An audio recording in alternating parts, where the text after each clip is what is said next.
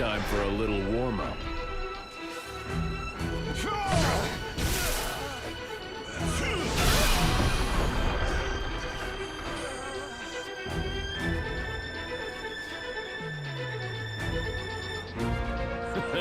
Just part of my plan.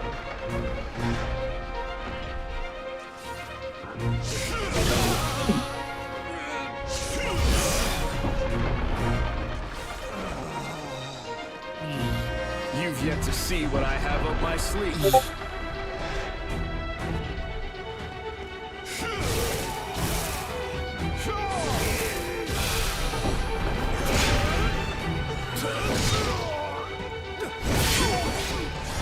Key to victory. Attack!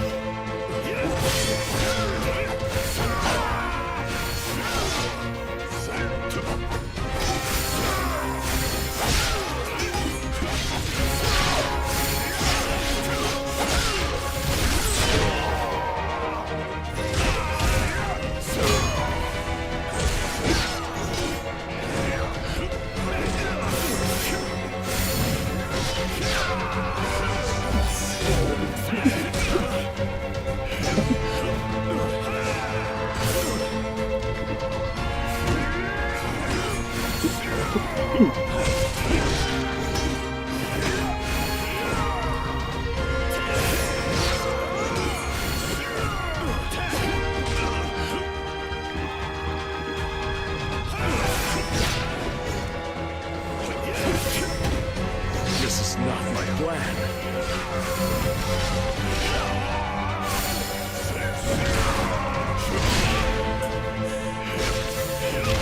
I don't have much left.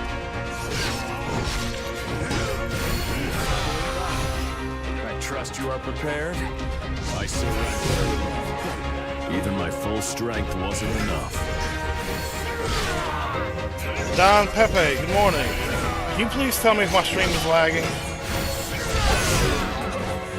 Who's the vibes? Can you tell me as well?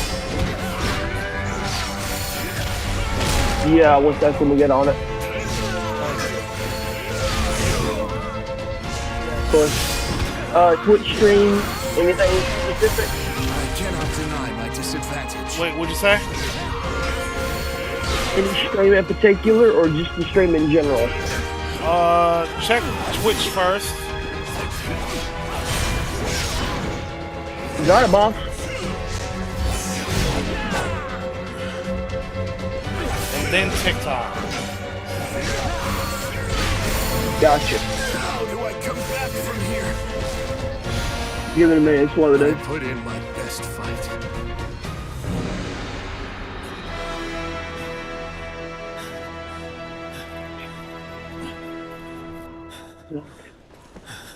As expected, mere theory often comes up short in actual combat. This experience should assist me in becoming an even more valuable advisor to General Tsao. So far, it's okay. But I'm also having to watch an ad.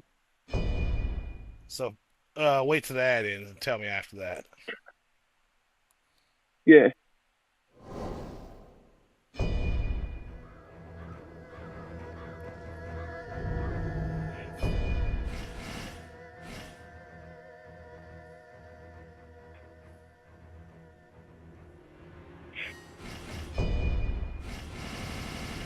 Okay, clear on Twitch. No lag. Alright. Alright, let's check. TikTok.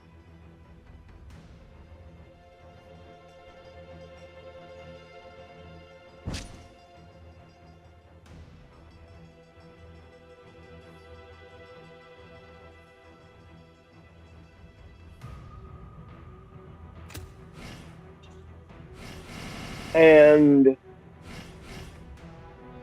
seems good on Twitch too. Okay. Let's wait for TikTok.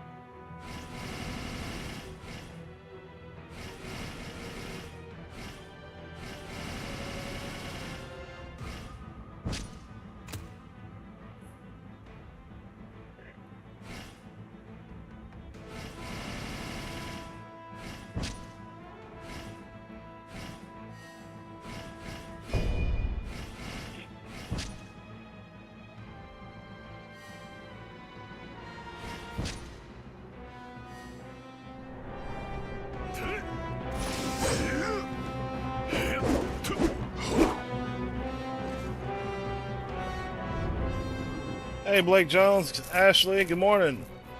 I just had my boy Cruising Vibes check to see if the stream's lagging, but if y'all could tell me if the stream's lagging too, I'd greatly appreciate it.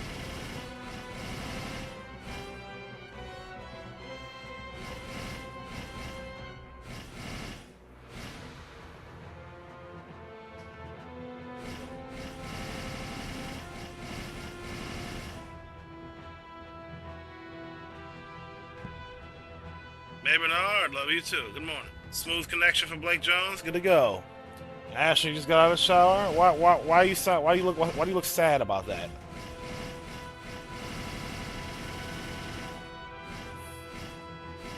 Why are you making a sad face? I'm glad you got out the shower. But you look sad about it.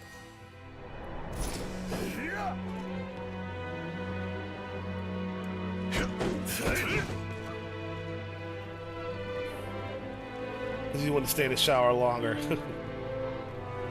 I feel that.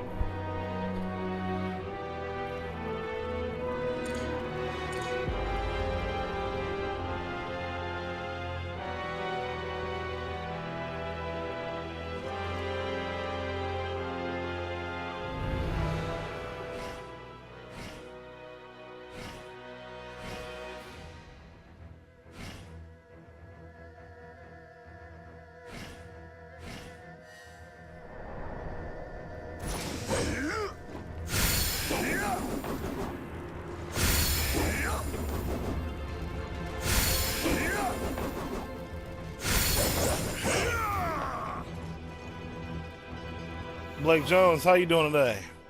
And would you like to join me, Blake Jones, for some adventure? Bugsy, good morning. Ragnar, I mean. I'm sorry about the traffic, Ragnar. I'm so sorry. What's he doing not in chat?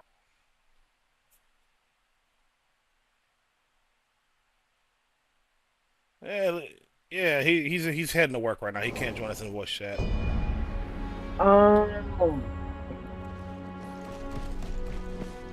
Something you want.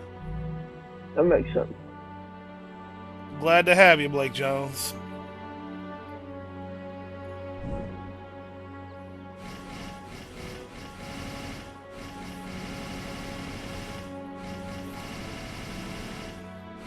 Blake Jones, what is your username on PlayStation again? I remember I have to send you a request.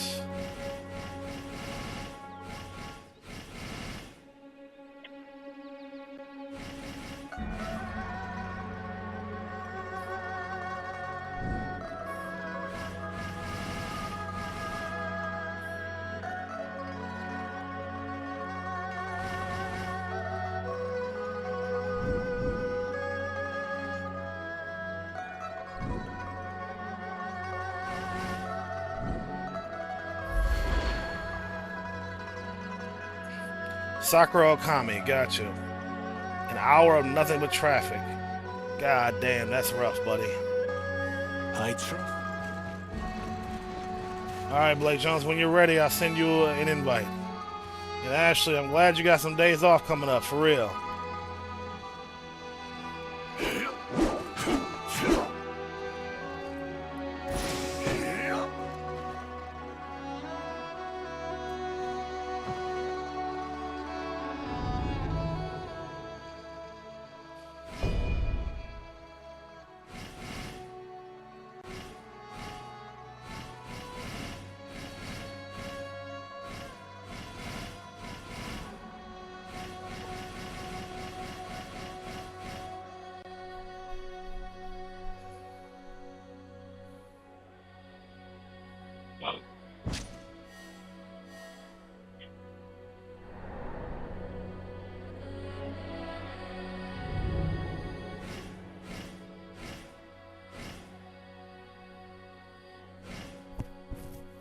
Blake Jones, today's your day off. Blake Jones, do you feel comfortable joining me in the voice chat? I do believe you're in my server, but if you're not, then I'd love to have you.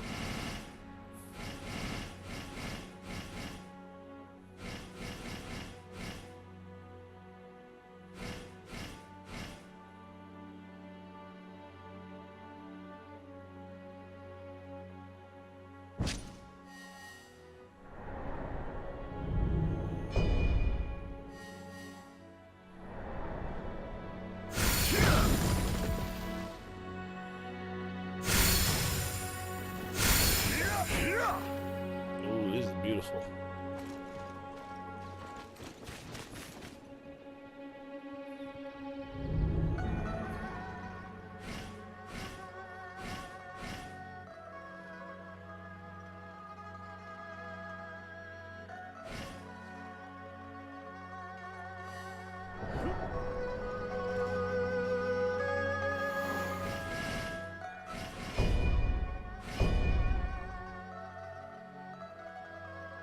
Oh yeah, I remember you telling me that, Blake Jones. My apologies. I distinctly remember you telling me that before. I'd love to have you both in, for sure. You just let me know when you're both up and ready to rock.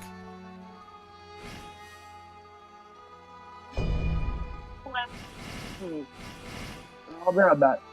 Go ahead, Cruising Vibes. Oh, never mind. Let me answer. God damn.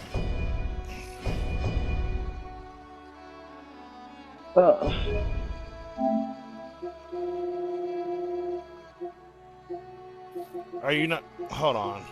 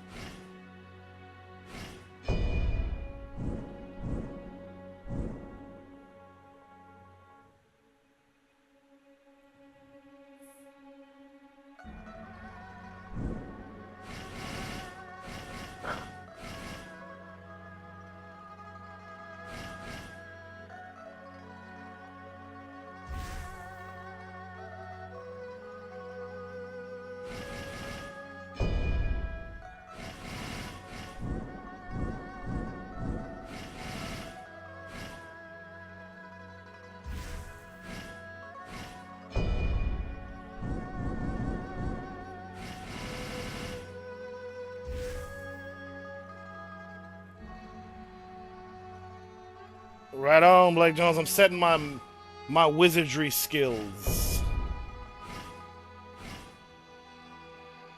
So give me a moment.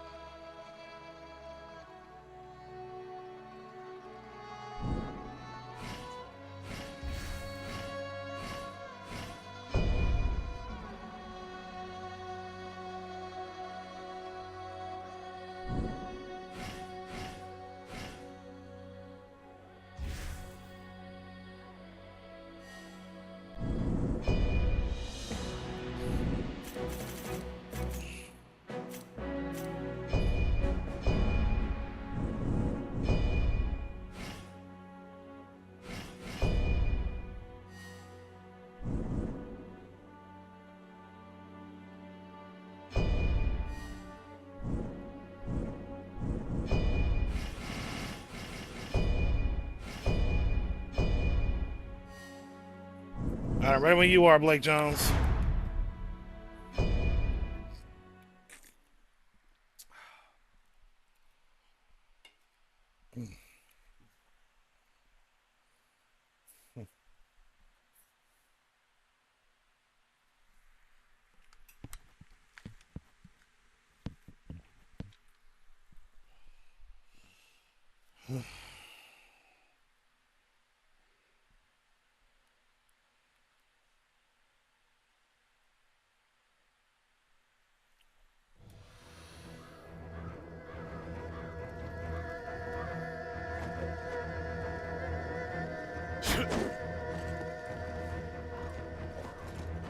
As you know, the fight against Lu Bu is Raver, finally good heating up. morning.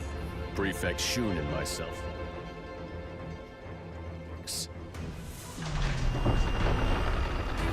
Time for a little warm-up.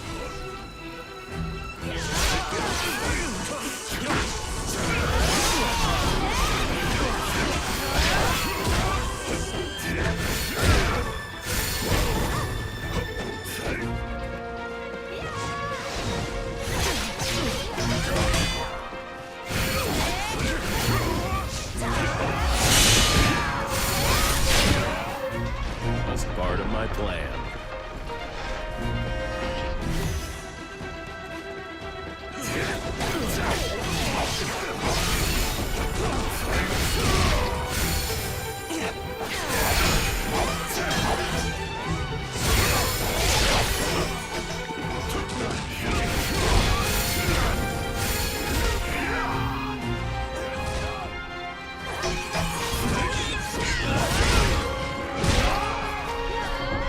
My sleeve.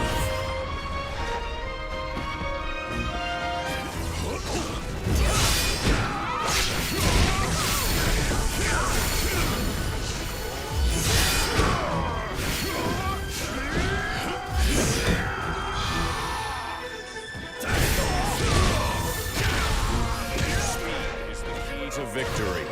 Attack!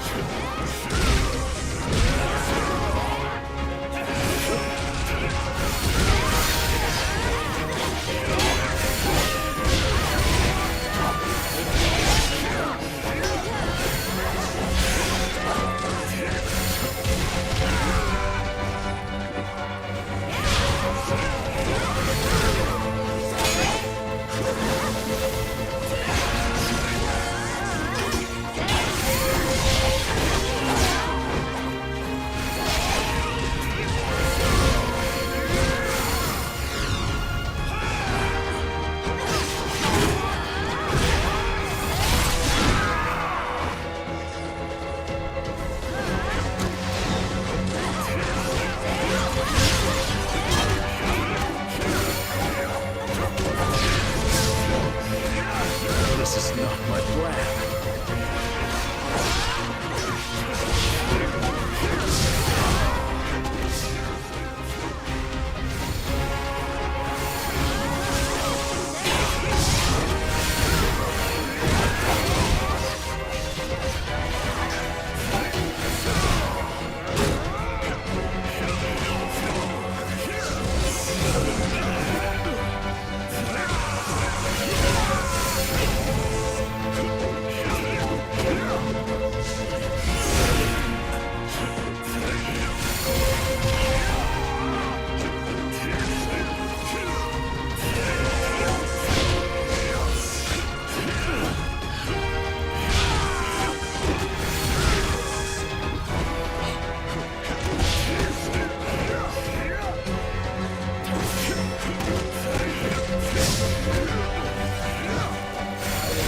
Compared it all to the Lord. I don't have much left.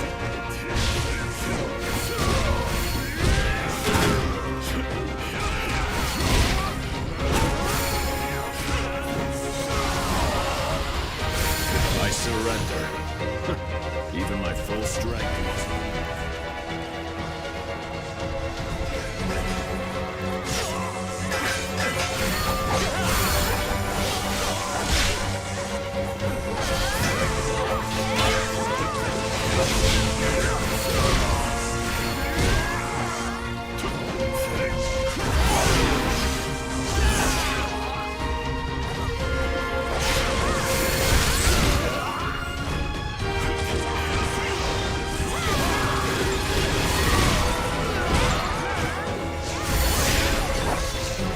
Oh, yeah. What's up, buddy? I do not. Sorry, you talk to myself. How do I come back from here? I put in my best fight.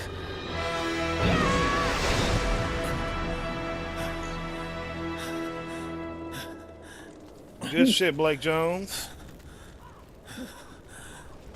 As expected, mere theory. This I do have to experience. get up there. Blake Jones, what I was trying to get was the rank 4 staff for the guy who's wearing the robe that I'm wearing, but I didn't get it this run. So I'm thinking we're just gonna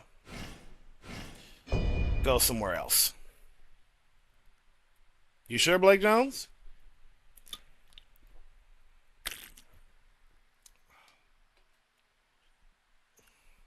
Ow. Brett. I don't want to bore you.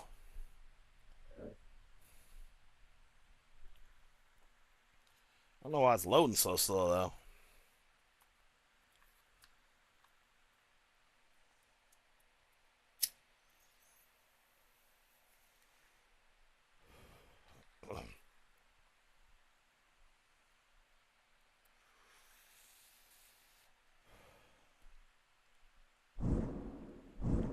Alright, yeah, if you don't mind running it again, we can run it again.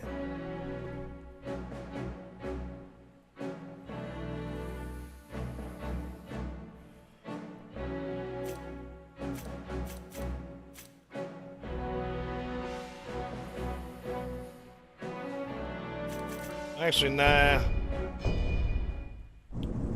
Let's get this. 3 hours with 99 arcane? God damn.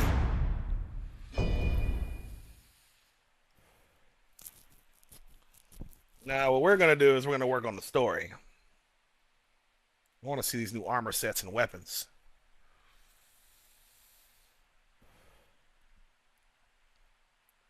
Oh, it's bullshit.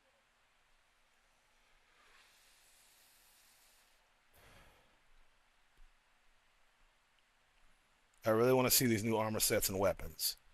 But give me a moment. I need to sell some stuff and then make some inventory space.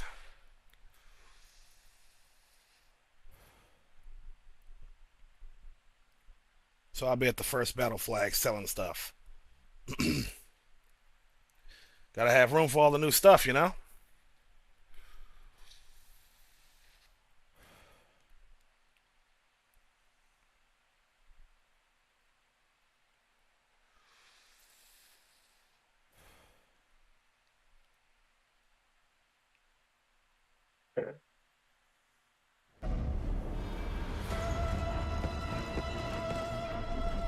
We must get to Colonel Dian.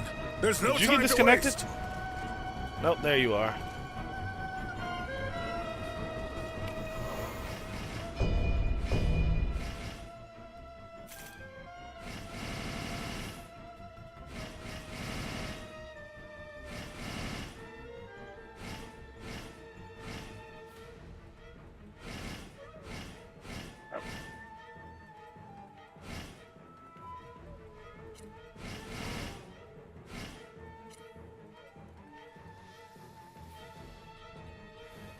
Got it, you load slower. Oh my god. Thanks for the heads up.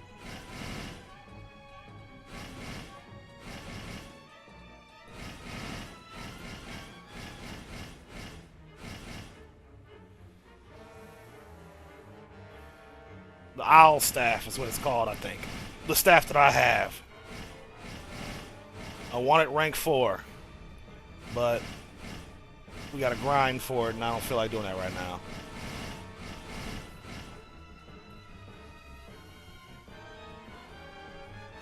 Oh, you can give it to me? Like, you can actually drop me stuff in this game? I didn't know you could do that. Give me 1 second. About to sell.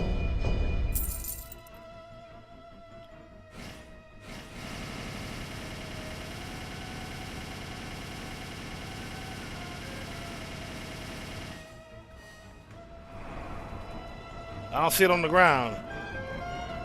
You dropped it, but I don't see it on the ground. Okay, so never mind. We can't trade each other's stuff.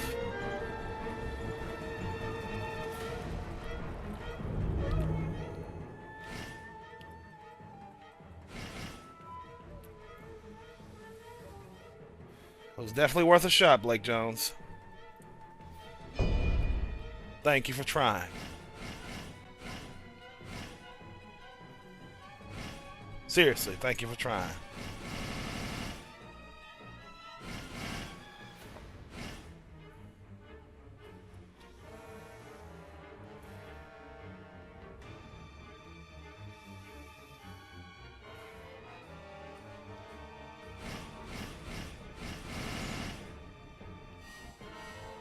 Alright, you ready to rock? I've got plenty of space now.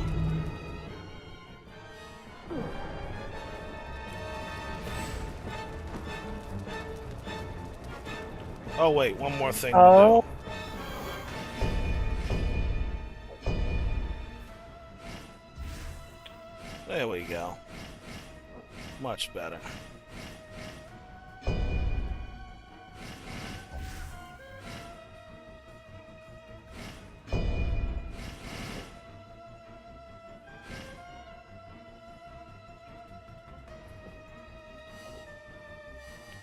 Now let's go. Look around, let's look around for all the stuff.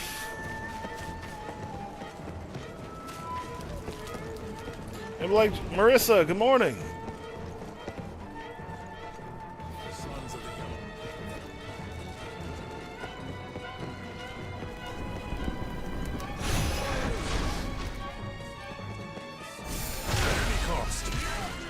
Good morning, Frog. What's that smell? Frog, Marissa, what's the word we are today?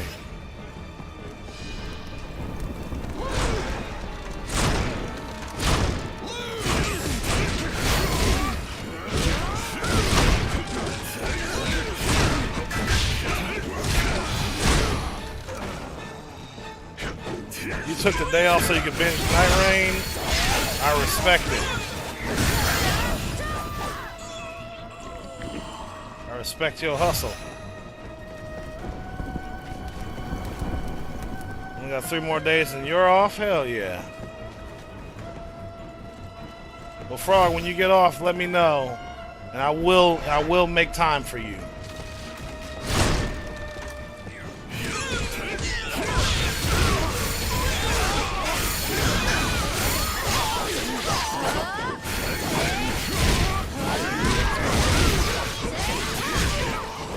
Just keep coming, bastard.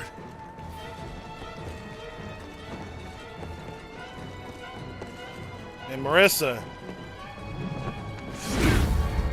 I may not like Night Rain too much, but I'm really glad to hear you're having a good time with it. Sincerely.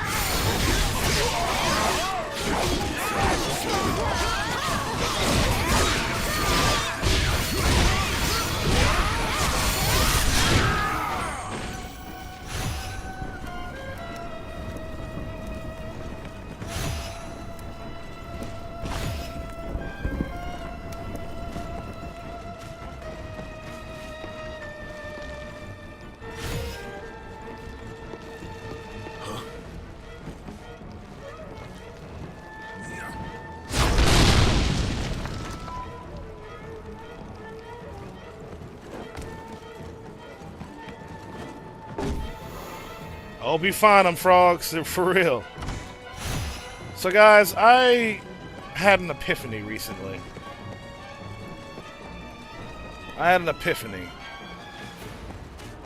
Even with Adderall and energy drinks, with, you know, increased focus and energy, I still struggle to do the things I need to do.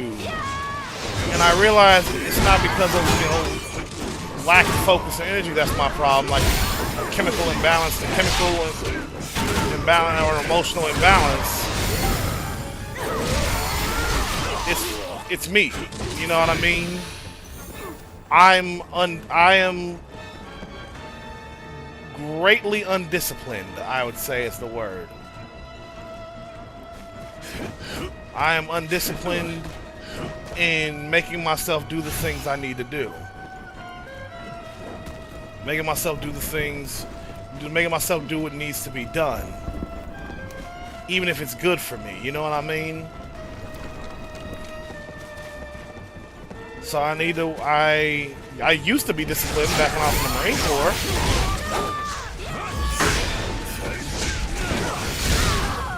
Because that was because I had to be.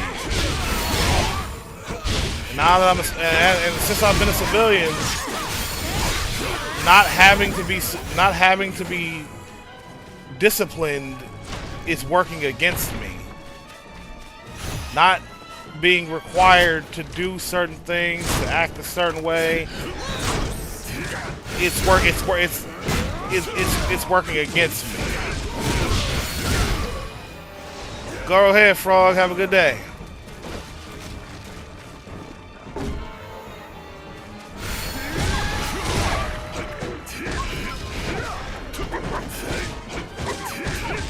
That's Frequency. Good morning.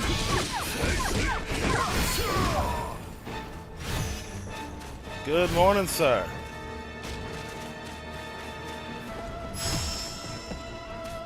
But yeah, I've become incredibly complacent and undisciplined, and it's working against me, y'all.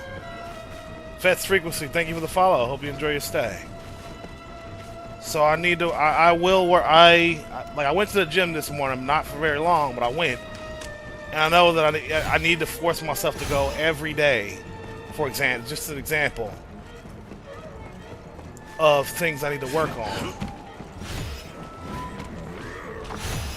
Oh yeah, Fets, I'm always here.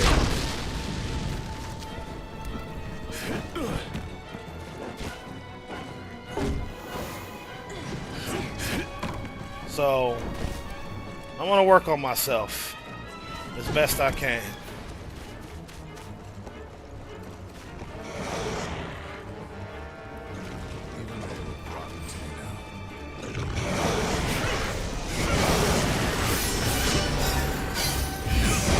I'll be right back. Go ahead, Crucify. How am I enjoying Wolong? Love this game.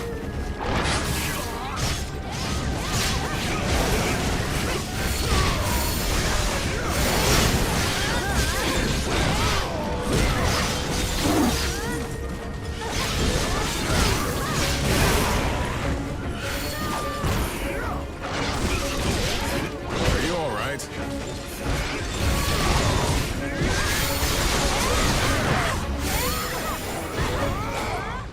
It's a perfect fit for you.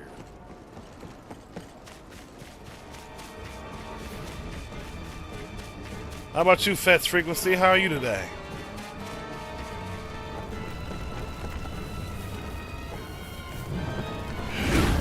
I play mostly on PlayStation, but also have a gaming PC. So I can do both. But I'm not on Xbox at all, in any capacity.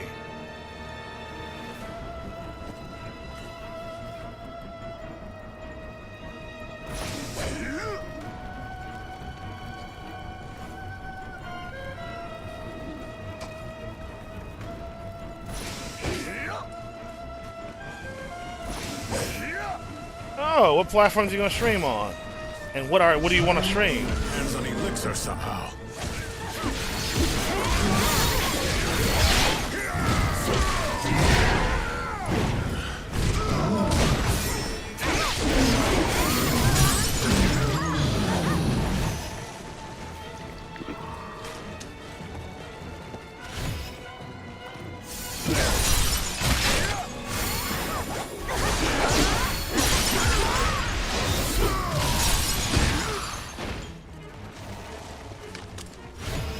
Like, do you know what you want to stream?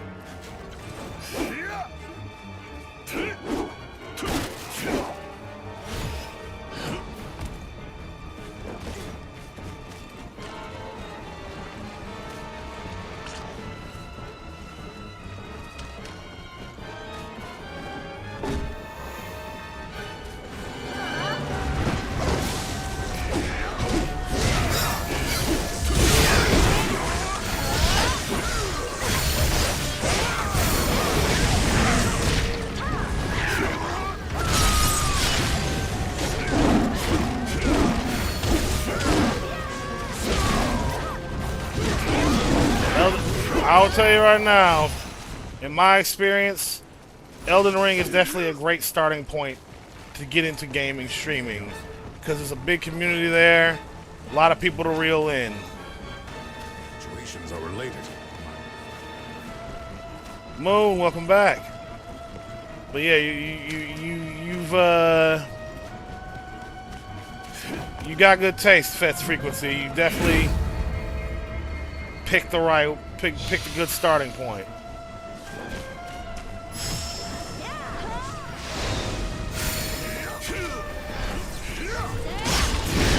Same here, Moon. I've been genuinely thinking about playing Elden Ring all over again.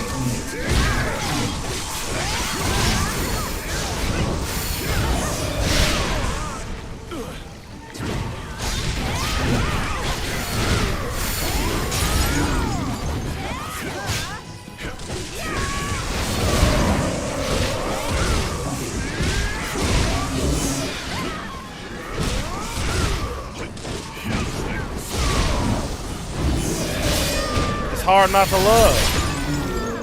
It's a genuinely, like, immensely fun game. It's hard not to love it.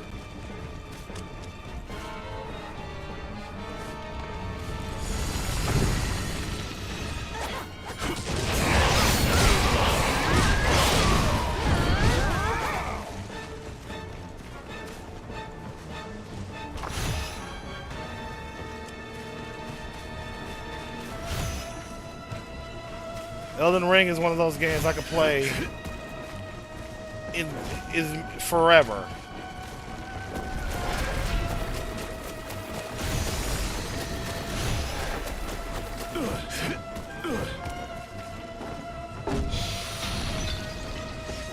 I can play Elden Ring infinitely and never get tired of it.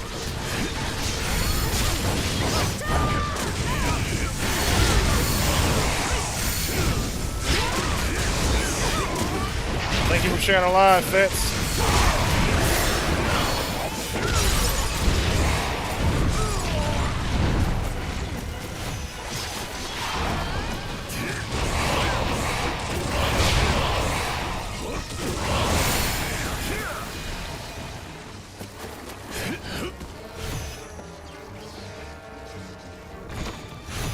Just as I expected.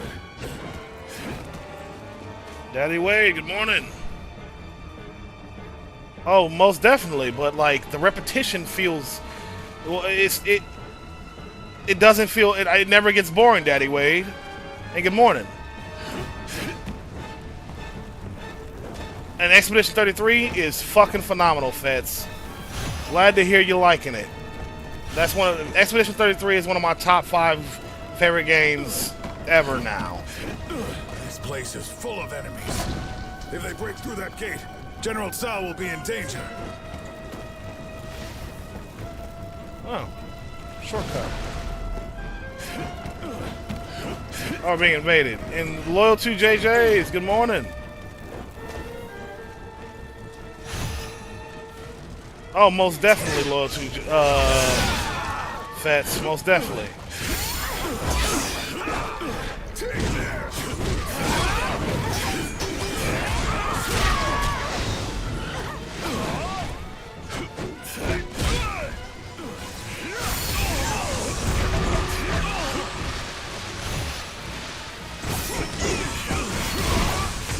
We have been invaded.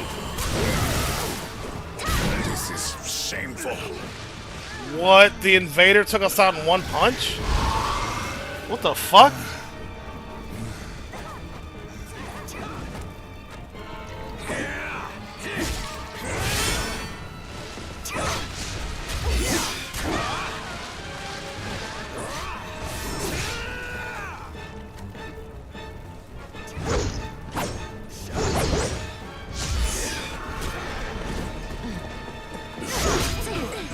I have no choice but to fall back. Oh, this is a hacker. We're dealing with a hacker, guys. We doubt that guy was teleporting around multiple skills at the same time. Ready to go. Fuck.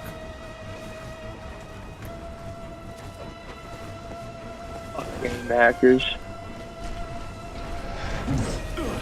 I can't stand that shit.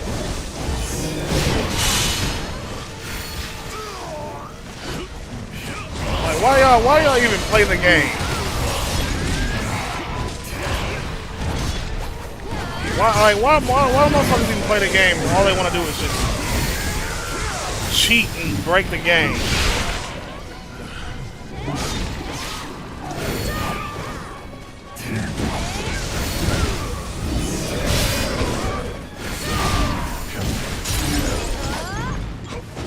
I can barely follow what's going on right now. We are in a corner. It's a perfect fit for it.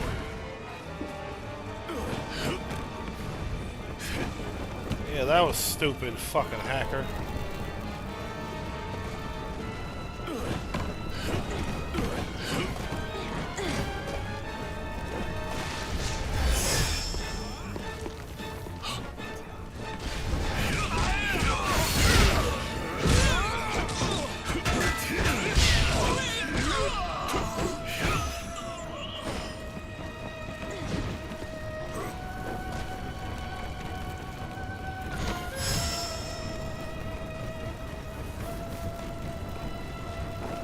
Boop. Sorry, Blake Jones, I was getting stuck. Off the beaten path.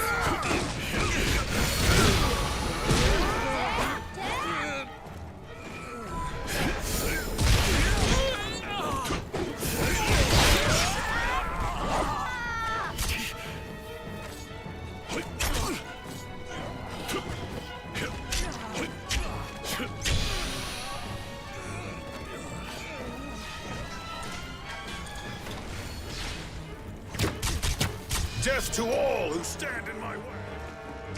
Fucking hell.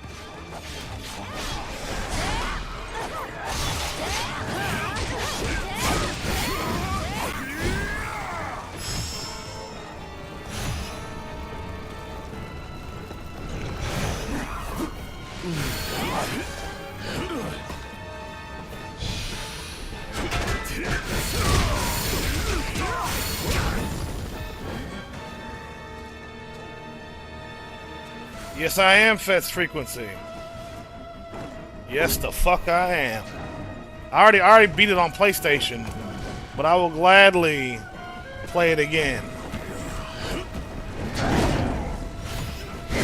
on PC.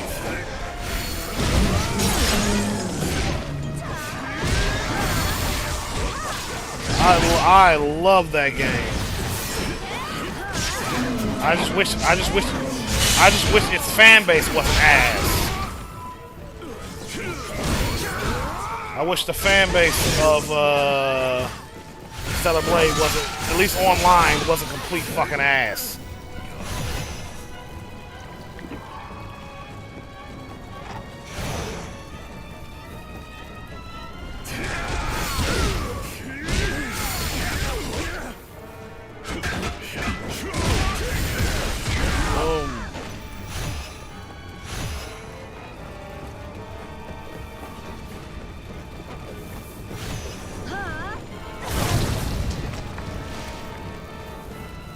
That.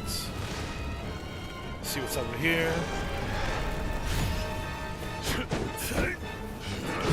I'm surrounded, Blake Jones, help me!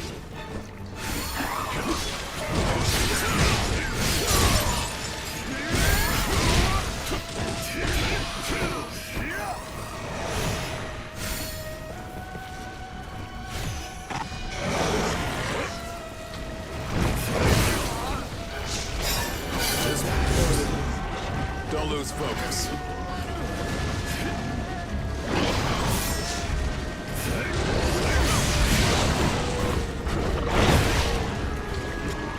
Two of these motherfuckers?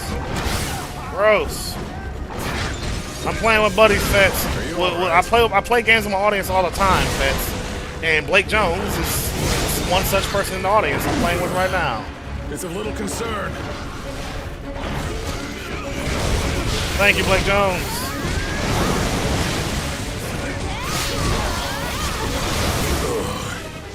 I was too careless. Oh, he killed me. Oh, he killed the fuck out of me. I'm sorry, Blake Jones. He killed the fuck out of me.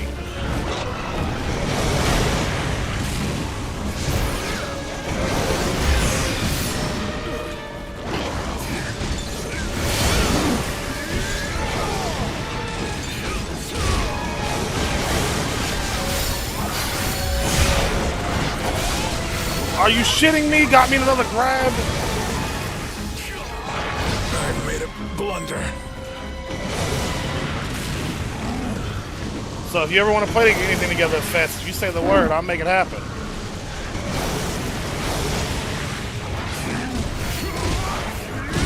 You have my thanks.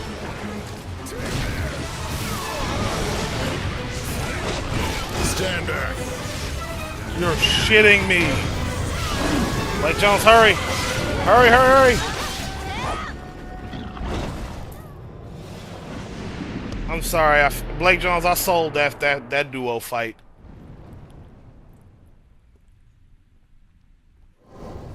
I completely sold.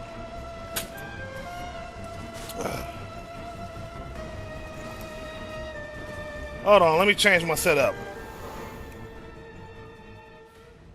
Right on, Fets.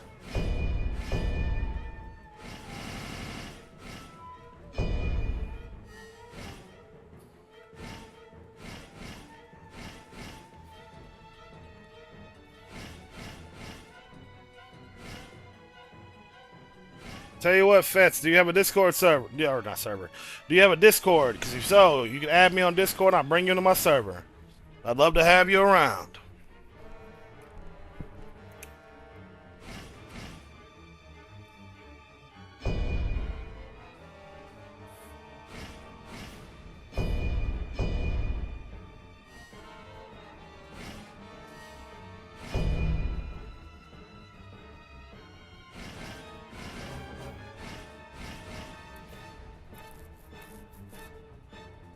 Well, my Discord is linked in my bio. If you don't mind sending me a friend request, right now I'm a little preoccupied, I would greatly appreciate it. And Blake Jones, let's rock. You ready?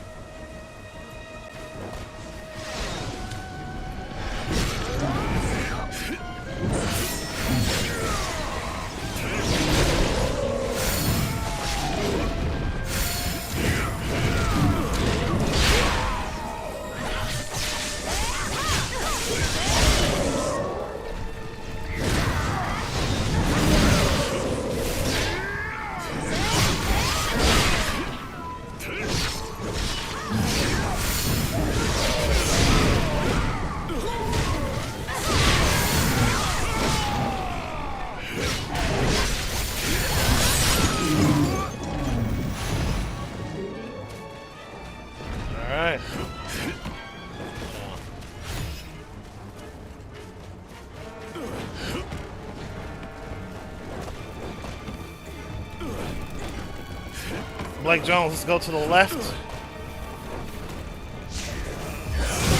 Ow.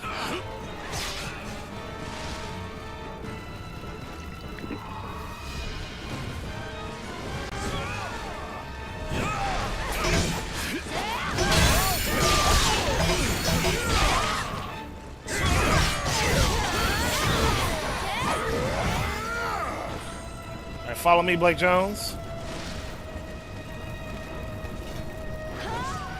Oh, there you are. I was wondering where you went. Sorry.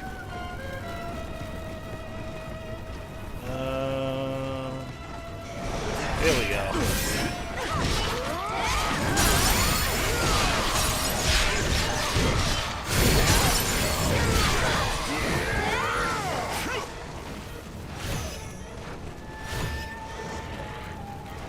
Small boss, good morning.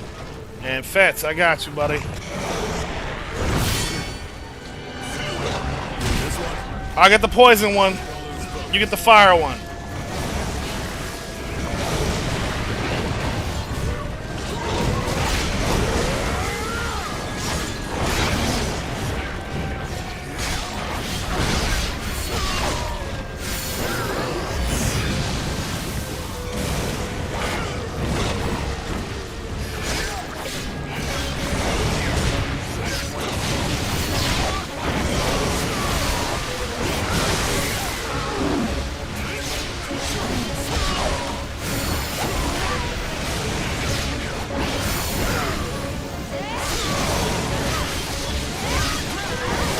got mine, Blake Jones.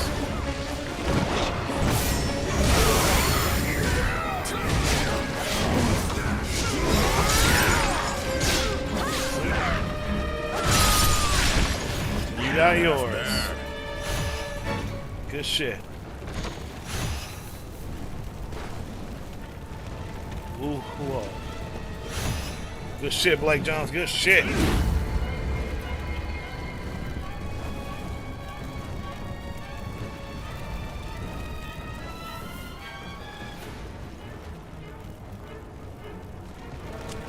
Hold on.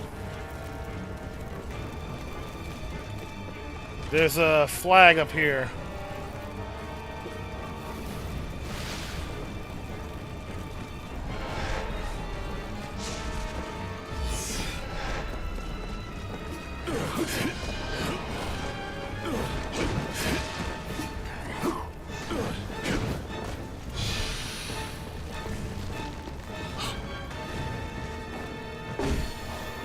One more little flag, but it's okay. Blake Jones, I got what we came for. We can head back.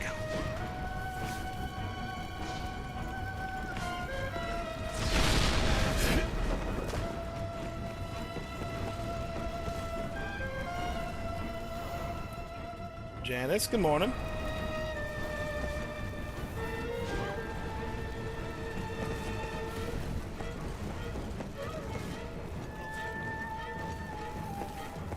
Boss time. Fest frequency, yes, I've played Night Rain, and I'm gonna be honest with you, I am not. I'm not too much of a fan. If I'm being perfectly honest with you, I don't hate it, but I don't love it either.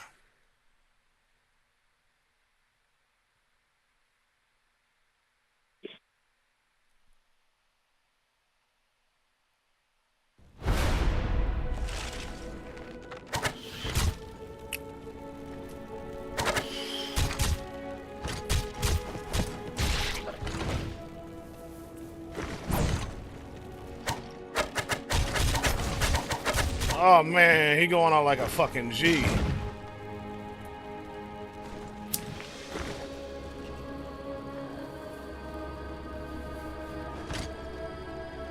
But the audio's still messed up for the DLC.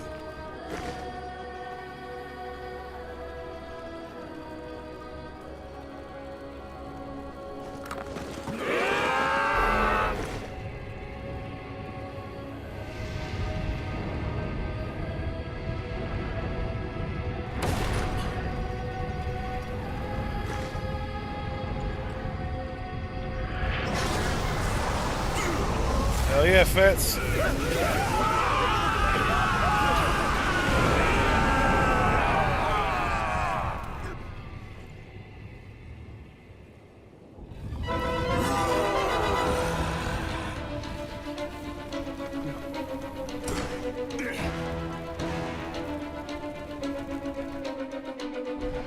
Colonel, please come to your senses!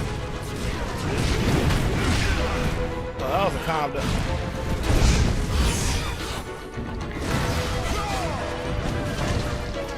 That was certainly a combo.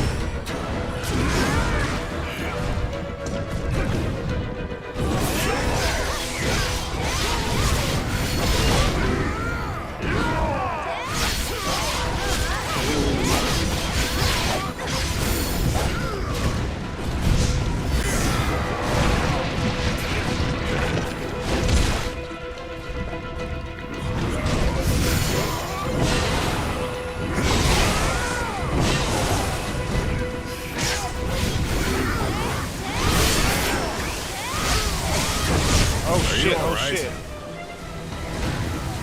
Don't worry. It's nothing serious. Almost died there. Oh I was god. too careless.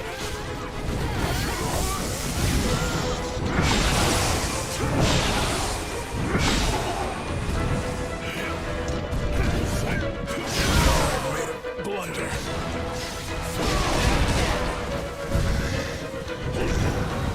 You have my thanks. Ow.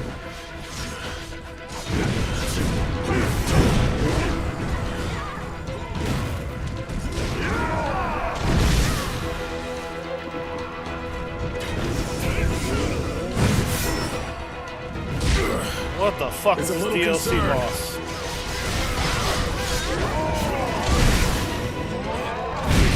Stand back. I will not retreat. Oh, we're not doing good here. We're not doing good. I can still fight. He's so hard to hit.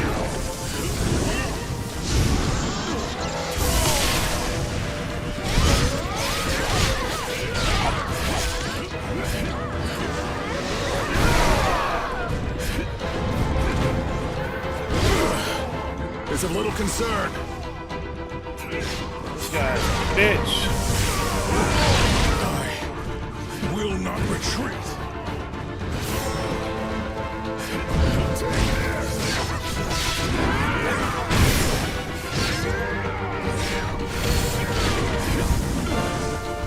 This is shameful.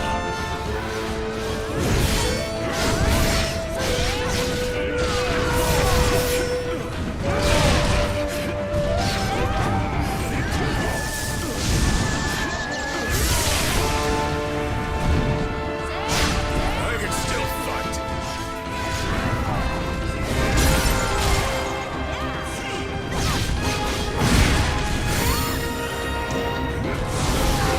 Just a little more.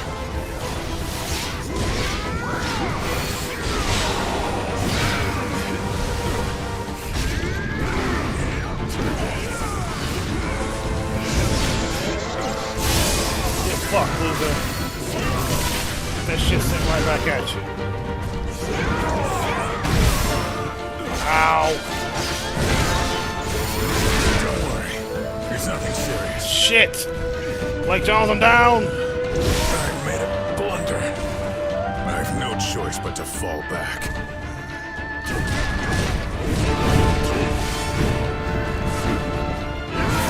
We can do this.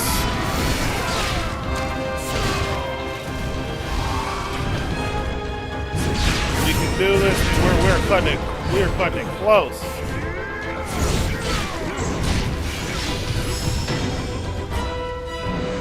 Holy shit, did we cut that close?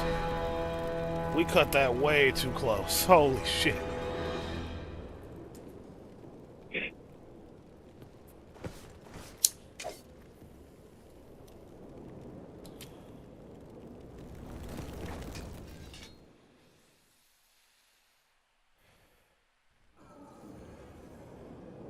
GG's, Blake Jones. That was intense.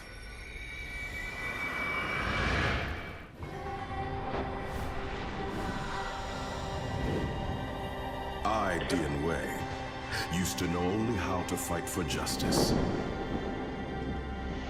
It was General Cao who gave me the goal of restoring peace to the land.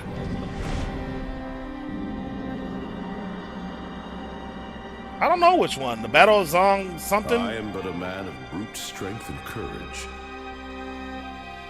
Yet General Cao has treated me so well. To him, I'm Erlai, the legendary warrior of old. I have failed General Cao, and this is where my service to him comes to an end. But I can rest easy, knowing that you and Zhong Kang will be at his side. Hell yeah, Fets. Is this the end of the DLC? Are they? Because in my experience, EOS, good morning, by the way. Thank you for liking the live. In my experience, the DLCs for these games made by the people who made Neo are pretty short. So I have to ask, is this the end?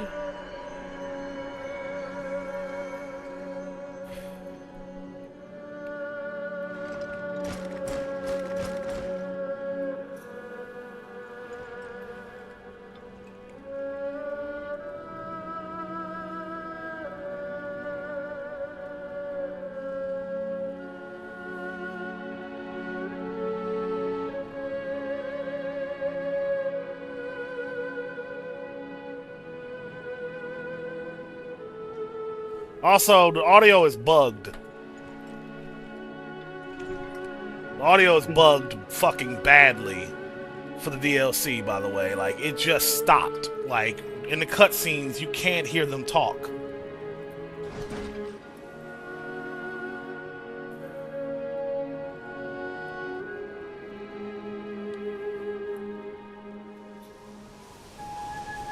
Or at least I can't.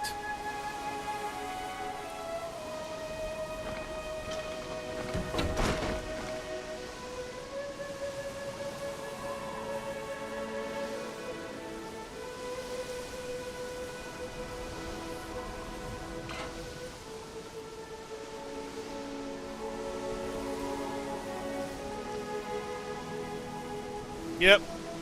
I got 9 cats, Fets. And then that's my roommate asleep in the bed.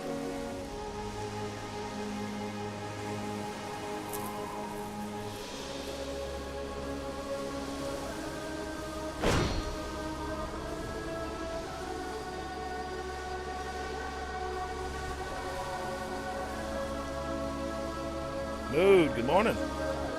Joker Leon, good morning.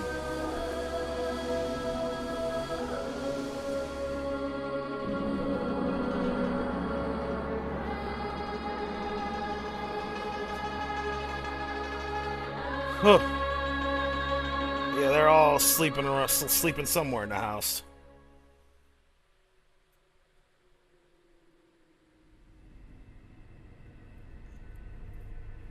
The Battle of Zhongyong.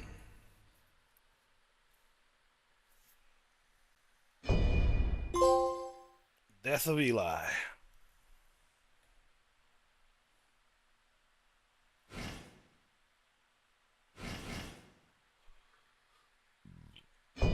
Blake Jones, gonna not break stream or break gaming. I'm gonna do some maintenance real quick and then I'll bring you back in with me. There's some things I want to check out, some new weapons and shit.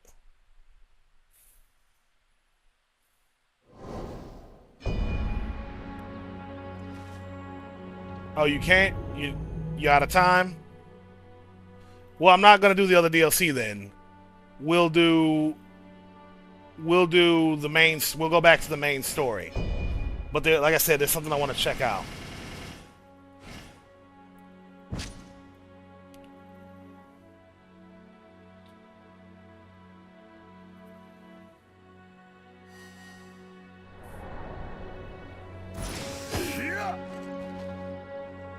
Ooh.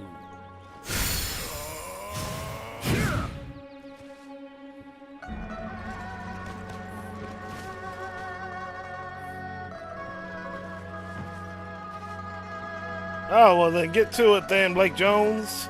Thank you for helping me as much as you have. I greatly appreciate it. Seriously.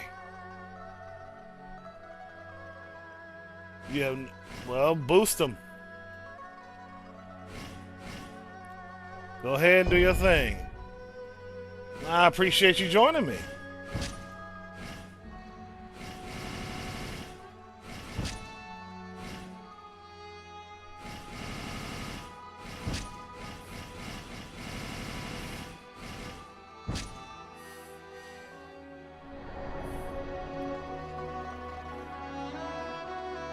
Huh. These Cestus weapons look good with this armor.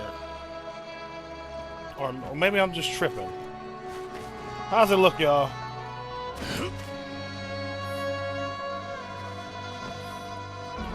I don't know if y'all noticed something about me, but yeah, I like this just as much as I like Neo 2, for sure. Solid 7 out of 10 game. The biggest struggle I have is finding weapons and armor that look good together. I'm a fashion guy in these types of games, more so than I care to admit, Fets.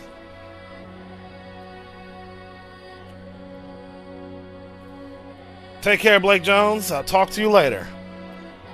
Fashion souls, baby. You understand, Fets. Can't save the world without looking good while doing it.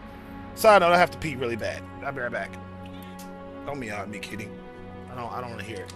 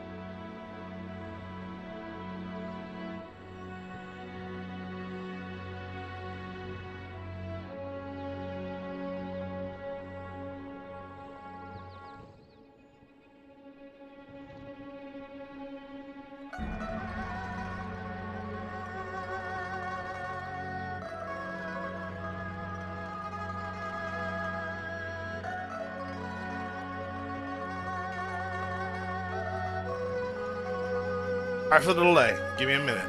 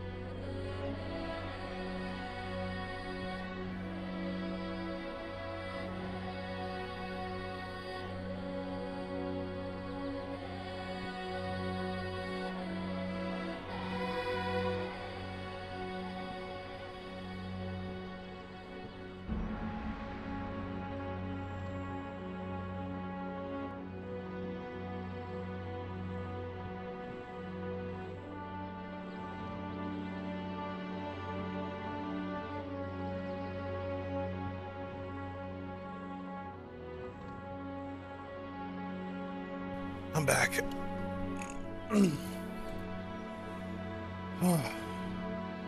Sorry about that, everybody. Well, buddy. Excuse me. You know, I will say something, Rico. What's up?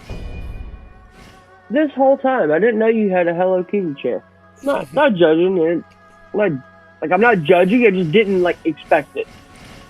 I'm full of surprises. No judgment here. It just caught me off guard.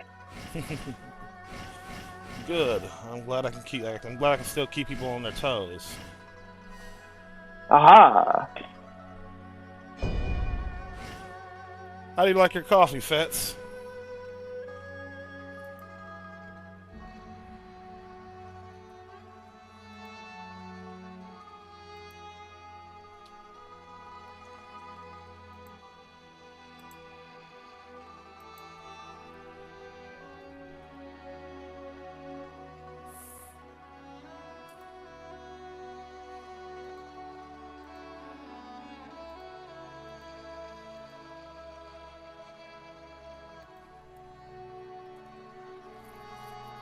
Strong.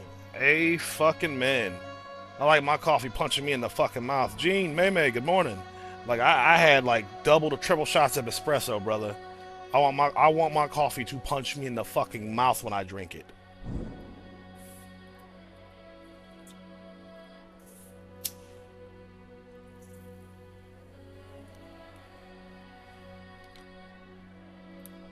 I want to feel everything.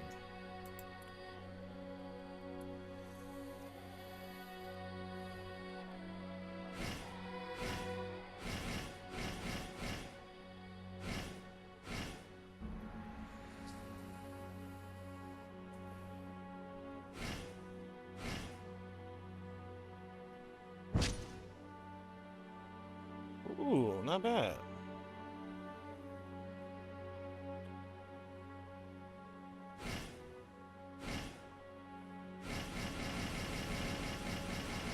You know, I can't even watch like summaries of comics anymore because they have to make some stupid ass jokes in them. Yeah. Like I don't have the time and money to get all these comics. Just give me the fucking summary. Don't give me the bullshit.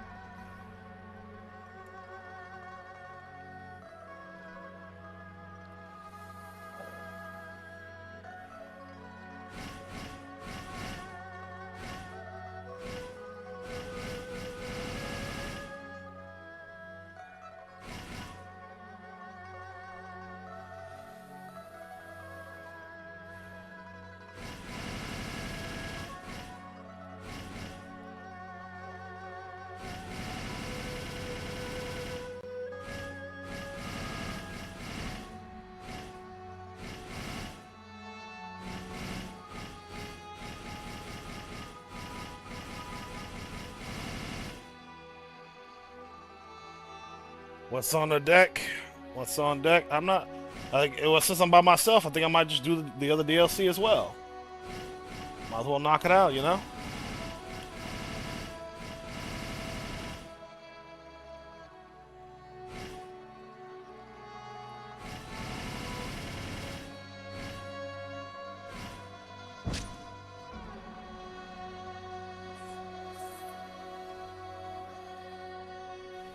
Might as well knock it out.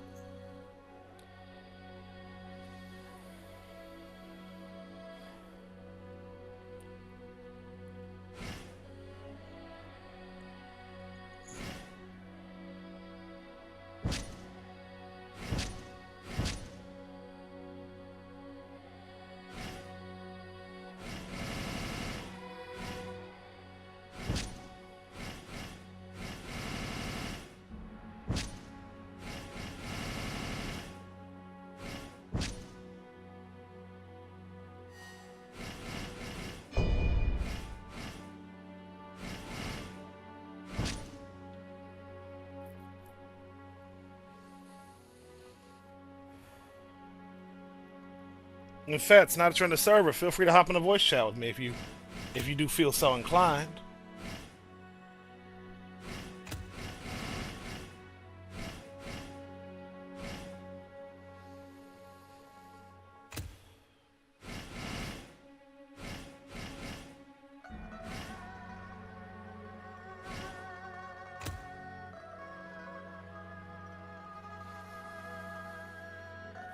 Take your time, brother.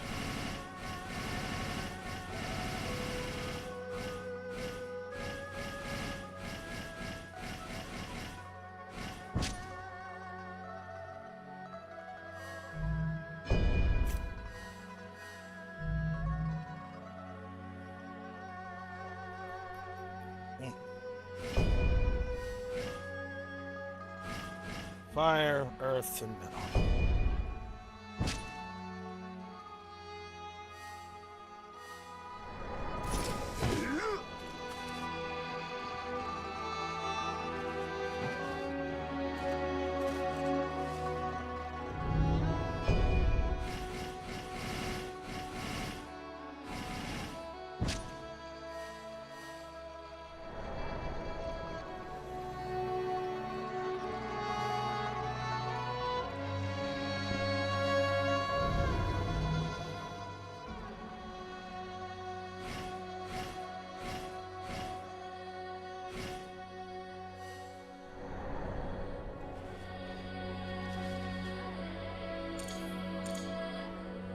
I like this look.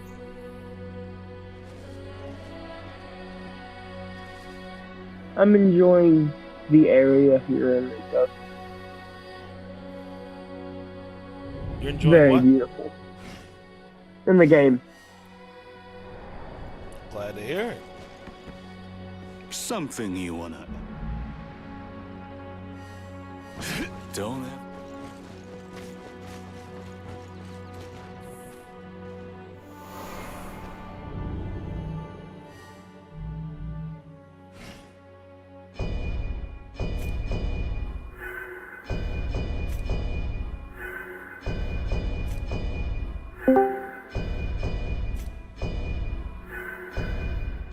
That's frequency. Good morning. Yo, what's going on, y'all? How y'all doing? Morning. All good. Just the leveling up, and now just changing my build up a little bit. I actually really like this outfit. I dig it too. No, I dig it. I didn't even know you could create the character creator was that well in this, to be honest. I'm not too good at character creator in general, but I dig how your guy look in general, because I thought you just do Something you want. regular Chinese looking cats and shit like that. That's what I thought like too. that. How it was gonna be, but no, the character creator is actually pretty damn good. Yeah.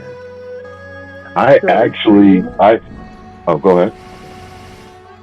Okay. Nothing. Can you like respec yourself at like any time?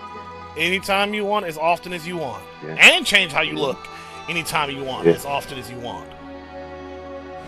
Yeah. Interesting. Not that many games about in it. Oh, yeah. Sometimes it costs something in some games. You're right. Or like you have like one chance to do it, but after Yeah. that one chance, you ain't got a chance to do it anymore. Yeah, or very few chances for sure. Yeah, definitely. Mm-hmm. I actually, bro, I got Wo Long and all the deal. I thought I only had DLCs 1 and 2 because I haven't even beaten the third one. I got burnt out and stuff came out at the same time, so I haven't been back on it. But I haven't touched that third DLC yet. The other ones, I think I'm done. I You trust. plan on playing the third one? You're welcome to join Yeah, I'm me. on. I was saying, you're Yeah, I'm welcome on to join me. PlayStation. Too. You on Yeah, PlayStation? cool. Yes, sir. Yes, sir. Yes, sir. Yeah, you're welcome to join me right now. I'm about to start the third I'm, DLC. It's downloading now, so it won't be too much longer. It's at 78% or 80% now. Good. That gives me time to do some Yeah. tweaking. Yeah, take your time. Welcome. Plus, I gotta load in and make sure my character is still there and the save is still there and all that. Hate to find out I gotta start all over. That would suck. Man, seriously. That would absolutely fucking Yeah. blow. Oh yeah. When this came out, man, I was playing this and Sekiro at the same time, platinum in both of them, and I couldn't get off of it, man. I got like 90 hours on it. I love it. I love this game whenever it came Yeah, out. Sekiro at least? Did you at least Oh, yeah. platinum Sekiro? Yes, sir. I've platinum all the Souls games. Same here, big dog. So, Goddamn right. I'm one ending away from platinum Sekiro, so I've been planning on going back okay. to it on a stream one day. Yeah. I don't play. Sekiro's that one, man. You gotta play 1.5 times. Oh, my bad. Oh no, you're good. I don't play a lot of Souls games. necessarily not that it's hard. It's just like I just don't find them interesting. Yeah, yeah. But like, I will give credit where credit is due because those games are very difficult, and I would not be one of those people who's like, "Oh, that looks easy," because it's not. Surprisingly, if you like learn the basics and all that, it's not as hard as kind of what the gaming community might think is. It's pretty much you're learning a new system, and as long as you adapt to learning new stuff and you're willing to try other things, like they aren't that bad. They definitely have, like Sekiro has points in it where you just have to learn the game and be really good at it. But other times, I mean, there's stuff in games where you can summon friends and summon other NPCs. There's weapons that are a lot easier to move with. Yeah, definitely. Elden Ring's a big one. Yeah, a lot of people. I have a friend that only made it through Elden Ring because of co-op. Without it, it might have been a little too hard for her. But so it's opened up a lot more since Demon Souls and Dark Souls 1, I would say. Oh, right. But if you're just not into it, you're just not into it. That's totally fair too. Yeah. Like the challenge is there. It's just like I just don't see myself wanting to like do the challenge. Oh yeah.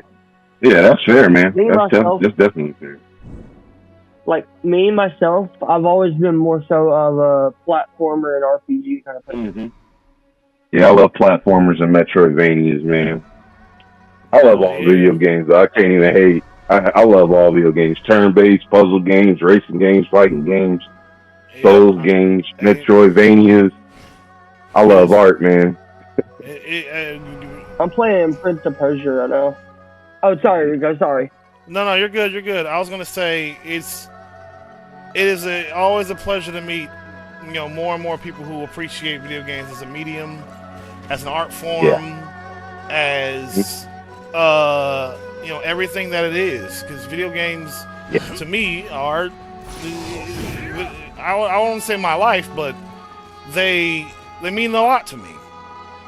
They've been a part of your life for a long time. They've been a part of my life for so long that they matter to me. So that's why it pisses me off when I meet people who fall into just bullshit narratives with regards to certain games or whatever the case may be. I do not entertain that shit. I'm like, just shut the fuck up. Mm-hmm. Yeah, I can agree, man. I think the discourse around games has gotten really not good or enjoyable, man. It's gotten I can agree with that. It's gotten terrible. Yeah. I know that newer Souls-like game, AI Limit, had came out, and because places like IGN or a lot of people that reviewed it gave it a middling score. They were trying to do the whole, well, you're just mad because she's attractive thing, and it's just like, I love Stellar Blade, and Eve is mad attractive, but AI Limit is just a mid game. I have it. Like, it's just, I play every Souls-like that comes out. It's just, it was a mid game, and you could tell they did not put them. It was a $30 game, played like a $30 game. So, it's a $30 game.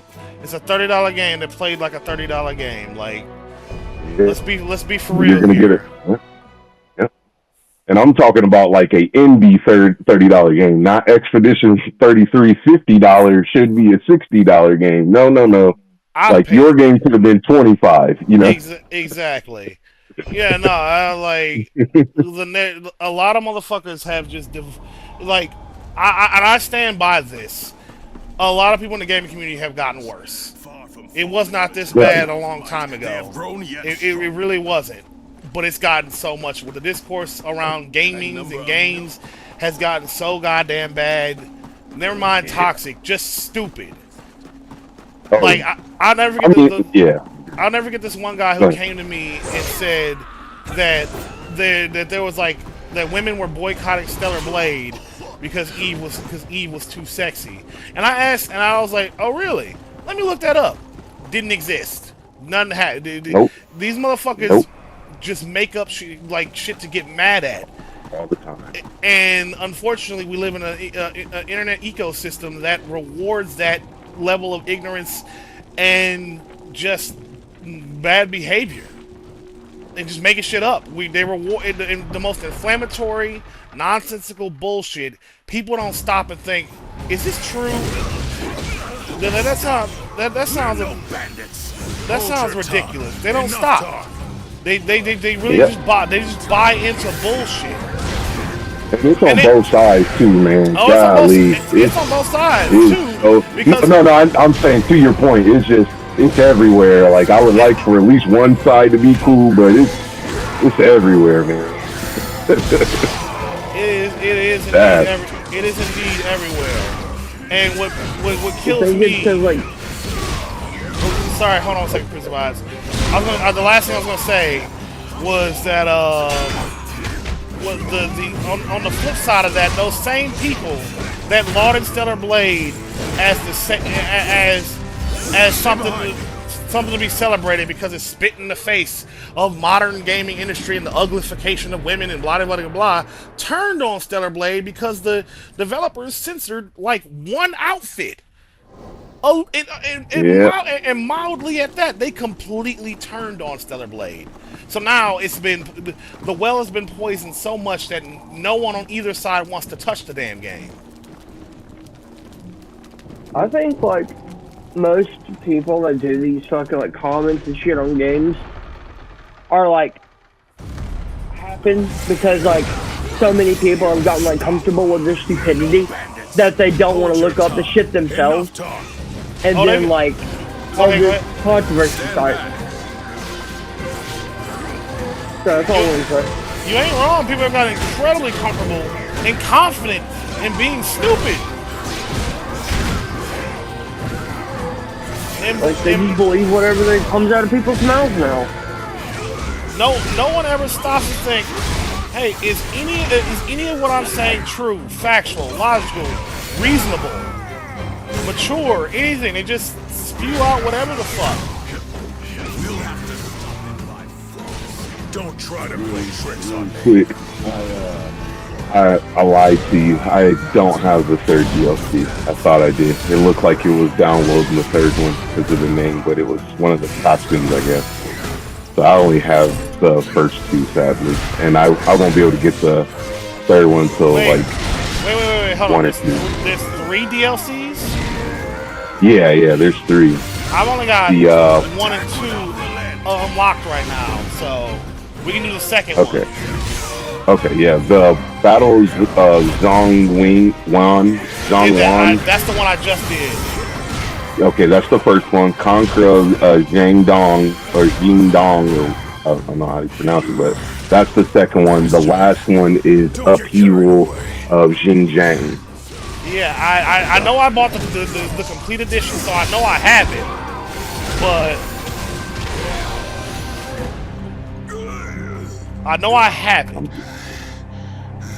But I haven't unlocked it yet anyway, so it's no big deal. Oh. Ashley, good to see you. No, don't tell me. No. I need a game where I can just go ahead and bonk people with a big stick. That's all I want to do. I might re-download Goat Simulator. So, but I don't know. A game where you just fuck with people? Yeah. I'm digging. Just do the stupid shit. Actually, Rico, you think you'd have fun doing that on stream? Goat Simulator? Duck I think it was called. Oh my god! Not Duck Simulator, but Untitled Goose Game. I love that one. I would gladly play that on stream, even just for a little bit, just to dick around and laugh and joke. But what's going on, Fets? What happened? Freaking man! I thought I had the digital version of it, and it downloaded the digital version. I went to start it. I got to put in the PS4 disc. I swear I bought the bitch bought it digitally. My bad. I got a potty mouth. No, I Diesel yourself. swear like a sailor. Do not apologize.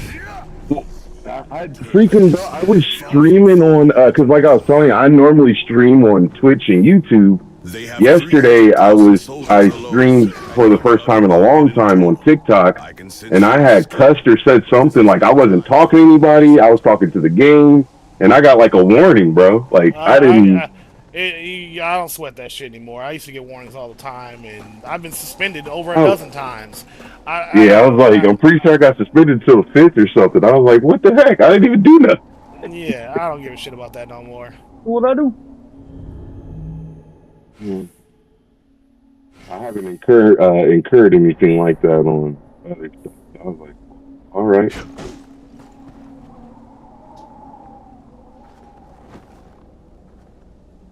Man, You I know might what we need to should go do? pick this up. You can go ahead and start without me, bro, until I get myself together, man. I don't You want get to hold you up. no, take It's your totally time. cool. I'm farming right now for a hammer right now. I'm trying to get the rank 4 version of this hammer. So take all your all the time you need. I'm worried I don't have it on physical, so I'm gonna have to go like pick it up from my library that's like literally around the corner or something like that. Yeah. I thought I had it, You but guys- apparently I don't. So, I know I got the DLCs and all that, but Take all the You time guys you need, could brother. like command an army, right? To fucking like take over a small country. What would it be? wait, I'm sorry. What did you say? Yes, if So we could command a small army to take over any country, what would it be? like, what animal would you do it with? Wait, what animal? Where'd that come from? Yeah, Right. what animal? A small army of cats, and I take over Japan. The people would melt at the sight of not just cats, kittens.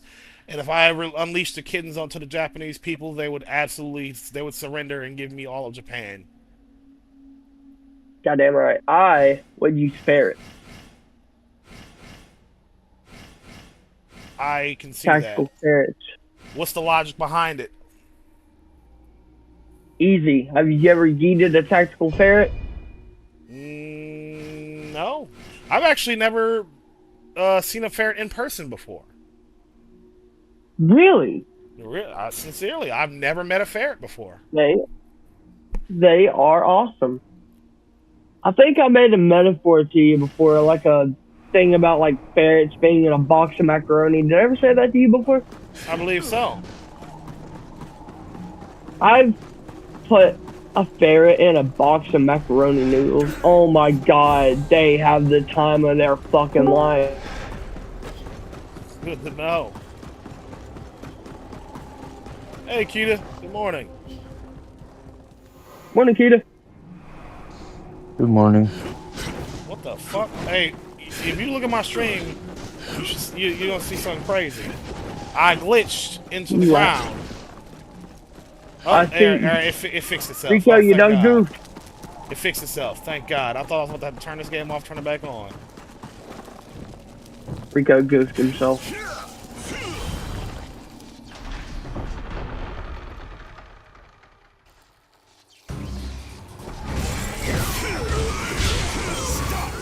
We're no bandits. Hold your tongue. Zero, Enough you saw talk. that shit?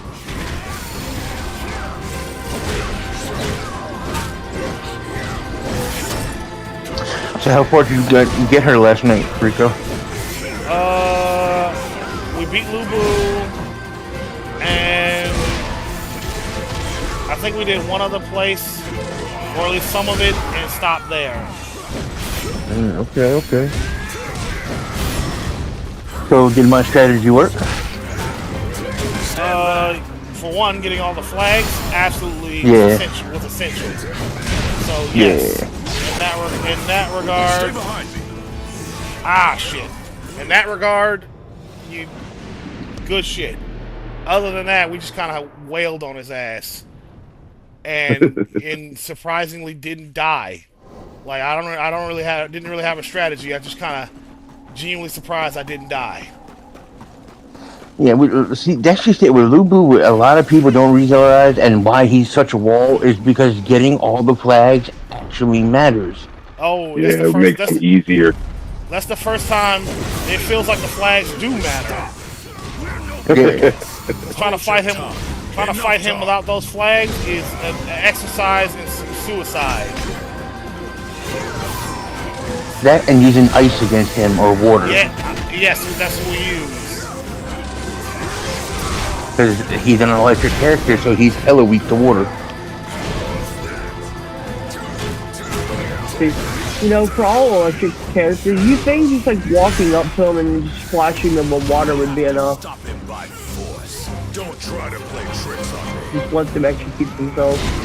You would think so. And no, he's fire. But yes, he's weak to ice.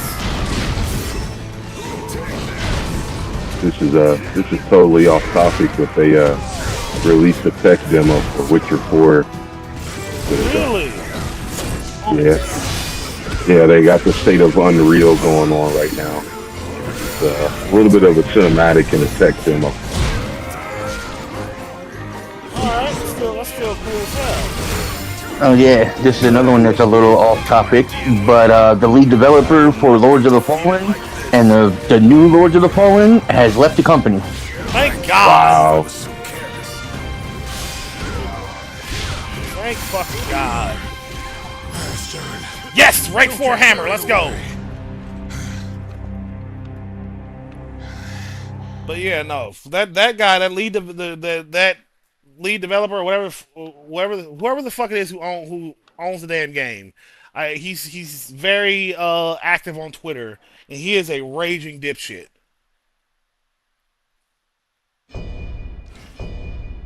So thank God he's Like, out. how much of a raging dipshit are we talking about? I'm talking everything we were just previously talking about before, about how our game, the discourse in the gaming industry not industry, but in gaming communities has gotten worse. He's a full-blown blowhard dumbass. Like, hey buddy, how about you make your game good instead of talking about how your game isn't woke? I don't give a shit if your game's not woke or not. Your game has a lot of problems. It's still got less problems than most AAA titles. Let's keep it a buck now. It depends on what you mean, right?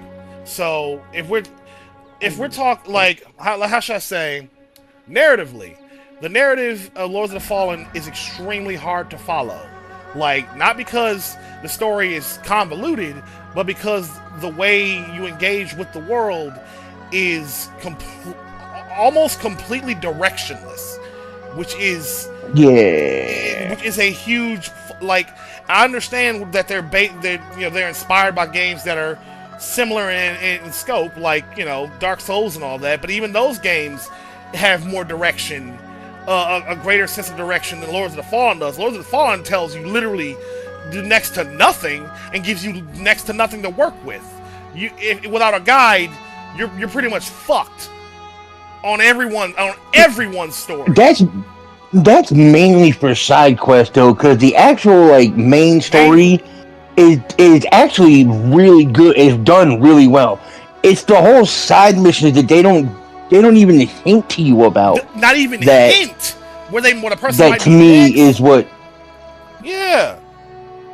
Yeah, it's to me what drove that game. Like, I didn't know there were 3 fucking hidden classes till I had beat the game like 7 fucking times. Exactly, and that's a problem. That's a big problem. Like, yeah, the main story even with the main story, it's easy to get lost. Like, even without some guide of some form to tell you, hey, this is where you're supposed to go to progress the main story, you will be lost. You can reasonably get lost for a long time, and that's not good.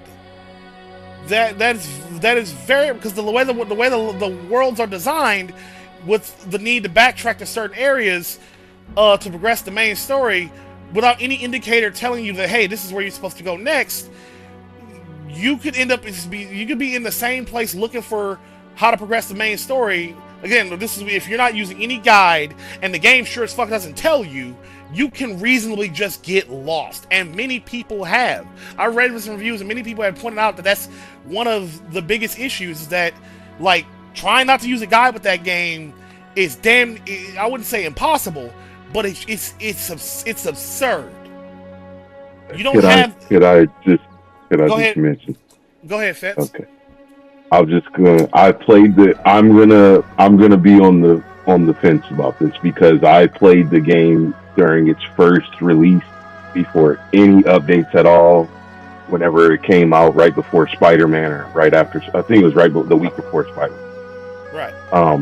I think the game, whenever it first launched in a horrendous state because it was messing up people's save files, mine included. There was a lot of bugginess. Yeah. The co-op didn't work as well. There was a lot of negative about the game that they did fix. On your point about the side stuff, I 100% agree. They do. It's too obscure for people to understand. But as far as the main stuff goes, I felt like the game was very linear after a while. Like you go left a certain way, and that runs out. You go back the other way. But my thing is people. What you're saying is people felt the same exact way about Elden Ring. I have to be honest. Correct. Yes. The very things you're saying now. And Elden Ring is not my first Souls game, but it is my favorite game of all time. People said the exact same thing about Elden Ring, and I had the exact same similar problems with Elden Ring as far as its multiplayer. The probably worst multiplayer in general. Not even Night Rain, just in general. Lords of the Fallen's multiplayer is by far light years better than Elden Ring. Light years. You can go back to the hub together. You don't have to go in and out of the world. Once you beat a boss, you can stay.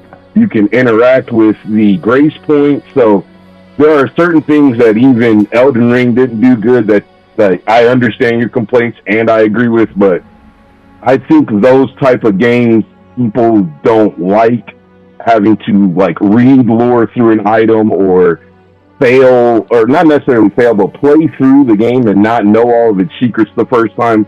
I think that bothers people. I don't know if that's good or not. But I think a lot of those game designers do that because they want people to engage with the world more so. Now, does it fall that way all the time? No. But I think the same things you're complaining about, Elden Ring, Dark Souls, Bloodborne, all that shit had it in it. And I don't know if it'll ever be fixed or not, because that's just, they think that that's a good way to tell a story and to hold a game, man. I don't know, because I agree with the technical side of it, but yeah. I was referring more to the technical side of it because I'll be Elden Ring is also my favorite game of all time.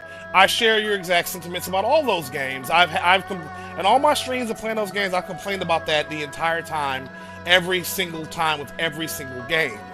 And I was just like, I don't like this level. I don't like this kind of storytelling. It doesn't work for me. I understand it. Yeah. Some people love it, but I don't. I'm not a fan.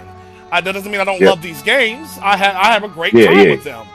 But on a technical level, I don't like this method of storytelling. I don't.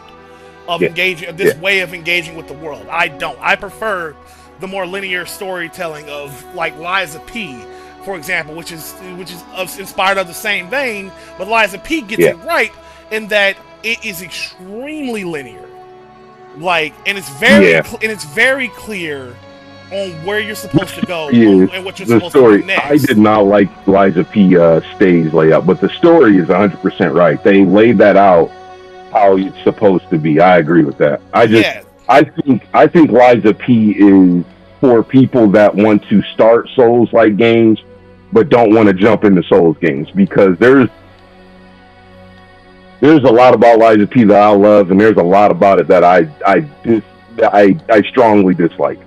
Things like no poise. You got a giant ass weapon. You're supposed to have poise, but you can get poked by the smallest thing and it interrupts your attack. You get staggered very easily in Lies of P. Yeah, that is so crazy. Like, I didn't mind the parry. A lot of people bitched about how close the parry timing was. I didn't mind that as much because I played Sekiro and all that, but there's certain things like build variety, the gimmick with the arm thing. You don't have to use that at all. At all. Yeah. Like zero. It's a fun add-on. I'm hoping the new DLC they're coming with is gonna eclipse even what the base game had did. But there's certain things about Lies of P, like how fucking just how like it was so linear. I felt like I was playing Final Fantasy X. It was so linear, and those games are known for having a lot of interconnectivity in the world. So your starting point you'll have a whole bunch of shortcuts in between. A lot of the stages on Lies of P, there was one shortcut. You know what I mean? It was just like that, and that's the crazy part is between Lies of P and Lords of the Fallen, because they had came out really close in time, but they both did things better than the other. So it'd be like they should exchange notes from the parts that they didn't do so well in, so they could do better. Because like Lies of P got everything right that Lords of the Fallen got wrong, and vice versa type deal. Yeah, no doubt, no doubt about that. And going back to my original point because I was building up to something. My fault. No, you're good. In comparison to AAA games, which don't take I will give like if there's one criticism I'll give is that AAA games don't take risks like that. They don't make games that are hard to follow, or would. They hold, again, I'm sure y'all have heard these criticisms that a lot of AAA games hold your hand, like a lot. Like all their games hold your hand and make it very clear what to go next, yada, yada, yada, not because it's better that way or anything, but because they're not willing to make a game that would turn somebody off. They make the safest, most fucking... They want everybody to play their game. Exactly. They make the safest, most by-the-numbers fucking games you can make, you can stand to make, and that is a great strength commercially, but it's also their greatest weakness critically. Because there's just... Good morning, Luca Brasi. Because there's just not a lot of meat to their games. There's just not. You know what I mean? Not to say that they're not still enjoyable. We're talking AAA here. Let's give an example. Like what we were talking about earlier, me and you both said the payout in the Souls games are better than the Assassin's Creed games. Bingo! Like there's much. It feels more rewarding playing games like, you know, the Souls games and Souls likes and whatnot, because when you do figure things out and you do find things and whatnot, guide or otherwise, something about it is more satisfying because. With AAA games, again, it really does hold your hand. They all do. Nintendo, their mainline games at least. It's much. If I had to think of an example, of Nintendo taking a risk, with regards to. You're saying it wrong, Rico. What? It's Shit-tendo. Shit-tendo, right? If I had to use an example of Nintendo taking of a AAA studio taking risks, it's when they get experimental with their mainline games. So we have to be clear about that when we're talking about when we say AAA. You know what I mean? The mainline games for these companies. Have they taken any risks with them? What have they changed? What have they done? Legend of Zelda. I've been a Legend of Zelda fan my whole fucking life. And don't start. I was just thinking about that. Oh, God. They took... There are two times... Yeah, go ahead. I was going to say, only 2 times have they taken a drastic change in their formula that did turn off a lot of people from Legend of Zelda. Like, diehard fans hated that shit. Legend of Zelda Wind Waker and Breath of the Wild. People didn't like a lot of people didn't like those. On the one hand, they just didn't. They didn't like it stylistically. They didn't like it mechanically. A lot of people didn't like those. And to that point, I was one of the ones that, and it grew on me, but as a kid, I played through Wind Waker, but because I was so used to seeing the art style of all the other games, especially the 64 ones, I didn't like Wind Waker's art style, but the more I played it, I was like, oh, it's actually a really solid game, and it grew on me. Mm-hmm. Breath of the Wild, they departed so much. Like, I played and beat Breath of the Wild and Tears of the Kingdom, so I don't want anybody to say I don't have any experience with it, but... Right. It's just it didn't matter. I think the only thing that mattered was getting hearts and getting a master sword that wasn't the master sword. So that turned me off. And then it was just like they ripped everything of what Zelda was because they wanted it to be open world. Yeah. And it's just I don't think it land either one of the games because they got their diehard fans for the Switch ones, the Breath of the Wild and Tears of the Kingdom, but a lot of us fans that have been playing before then, we see a grander thing here. They could have did a lot better with Tears of the Kingdom, especially, and they just didn't. So yeah, and that's my point, right? So yeah. I don't think indie games, what indie games have is the luxury of being able to take a chance with stuff like that. Like, if, let's say a game like Breath of the Wild or Tears of the Kingdom or Wind Waker came out, but it was an indie game, it would have blown people's mind. Those games would have blown people's minds. Like, if there was no prior series to build up to that point. They'll show like, oh, this is great for an indie game. This is great for an indie game. This is what I expect from indie games. But from a mainline series like Legend of Zelda, no, that shit, you know, it pissed off a lot of people because there was a certain expectation already going forward. Exactly, there was a certain expectation already established. So I guess what I think it comes down to is the level of what we expect from either indie or AAA developers and whatnot. Is that from indie developers, at least in my opinion, I think there's like no expectation, right? You can do whatever the fuck you want. There is now. There is now. Now. The bar has been set. The bar has been set more and more from like Expedition 33 to the Soul series, so on and so forth. The bar. No, in indie games, the bar for indie games is Expedition 33. That is the bar now for indie games. That is the bar now. Absolutely. Like, the bar keeps going up and up, like these small development teams making these stellar fucking games is like Expedition 33 is why the bar is like just keeps getting higher and higher for indie games. But I just know I remember once upon a time there was like no expectation. It was just for indie games, it was basically a free for all Wild West. People were just making whatever the fuck. But now there's an actual standard that wasn't there before. Go ahead. Sorry, Fetz. Even to that point, it's going to force the AAA companies to price better and make better games. It's not even just solely on indie companies. I think all the gaming gaming devs are on notice about Baldur's Gate 3, Elden Ring, Expedition 33, Stellar. Like, some of these games are $60-$50, and they just came out within the past 3 years up till now, Expedition 33, and that really hit hard. So a lot of these big companies are going to really be thinking, especially after the Switch comes out and they don't get the numbers that they want after the $80 digital and $90 physical.